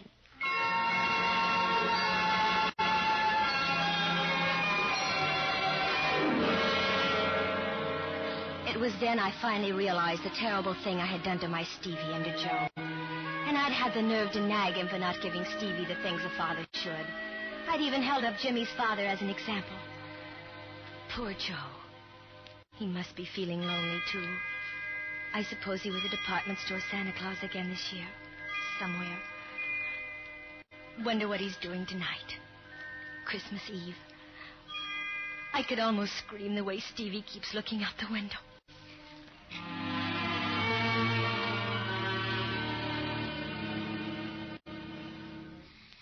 Stevie, don't you think it's time you went to bed? Just a little longer, Mommy.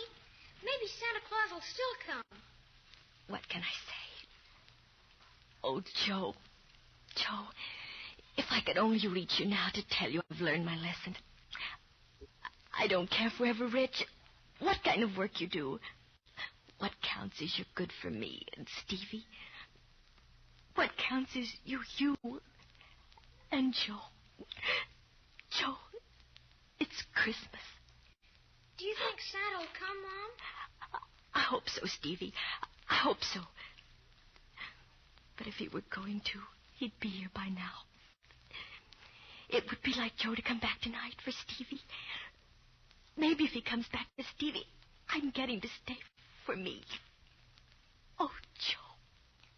Mommy, what's the matter? Nothing, honey. Nothing at all. Okay, it's off to bed with you. Are you crying because Santa Claus didn't come? Never mind. It's time. I'll get it. Merry Christmas! Merry Christmas! Don, I knew you'd come. I knew. It's Santa Claus! Santa Claus! Oh, watch it, my beard. Santa Claus's whiskers are coming off. It's Daddy! Daddy! Hello, son. Mommy, Daddy Santa Claus! Yes, dear. Daddy Santa Claus. You're back to stay, aren't you, Joe? Yes, I'm back. And, Mary, I'm sorry I left the way I did. I was a coward. From now on, I'll try to be the kind of a guy you want. No, dear. From now on, just be yourself. That's the kind of guy I want. Oh, Mary. Oh, enough of this mush stuff. I gotta go about my business. Stevie been a good boy? Perfect. Just like his daddy. Well, that's too bad. Well, let's see what we got here. Ooh, a racer! With big rubber tires. Thank you, Santa. Daddy. What is it, fella? I know where you've been. You do?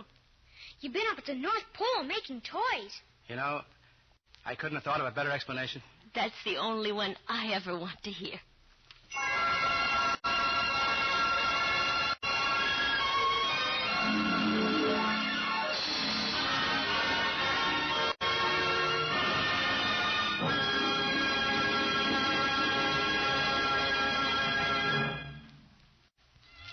This is Shirley Temple again. You know, poets often have the gift of expressing our feelings far better than we can ourselves. Here is a poem I think you'll like. It's called The Flight of Prayer. Who knows what wonders happen when we pray, what forces stir, what golden blessings run toward us on glad feet each time we say, in all sincerity, Thy will be done. We cannot follow with our mortal sight the flight of prayer. We cannot hope to chart its secret course. But suddenly a light dawns and the weight is lifted from our heart. For prayer has powers that we know not of, to heal and comfort, to provide and bless. All the resources of eternal love move to sustain us in the hour of stress, clothing us safely round with life and power in even the darkest and most urgent hour. Thank you for being with us, and God bless you. Our thanks to Pat O'Brien, Linda Johnson, and Bobby Driscoll for their fine performances, and to Jack Lyman for writing our play. Max Tare scored and conducted the music. This transcribed production of Family Theater Incorporated was directed by David Young. Next week, our Family Theater star will be Margaret O'Brien in Blessed Are They. Your host will be Dick Hames. This series of the Family Theater broadcasts is made possible by the thousands of you who felt the need for this kind of program and by the Mutual Broadcasting System, which has responded to this need. Be with us next week at this same time when Margaret O'Brien and Dick Hames will star on Family Theater. Tony Lafrano speaking.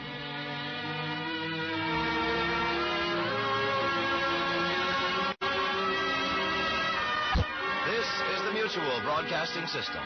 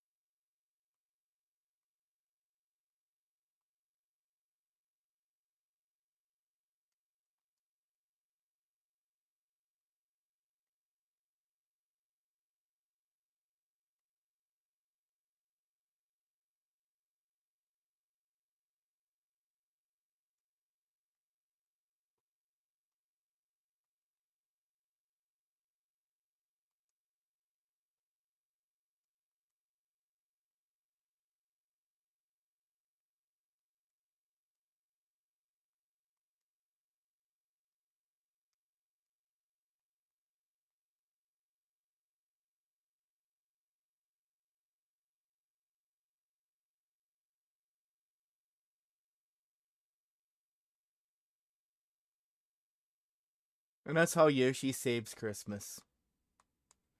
He thwarted Bowser's plan of the Western Land and saved Christmas for everybody.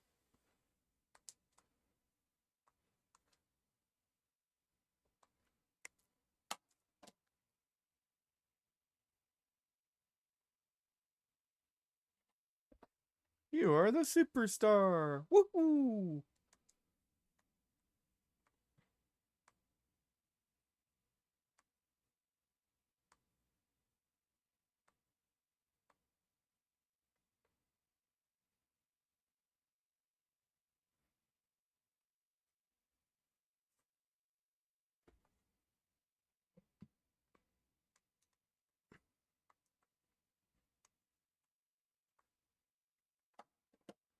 And with that, I'm going to wish everybody a great night. I hope everybody has a great Christmas. Hope everybody has a great New Year's coming up.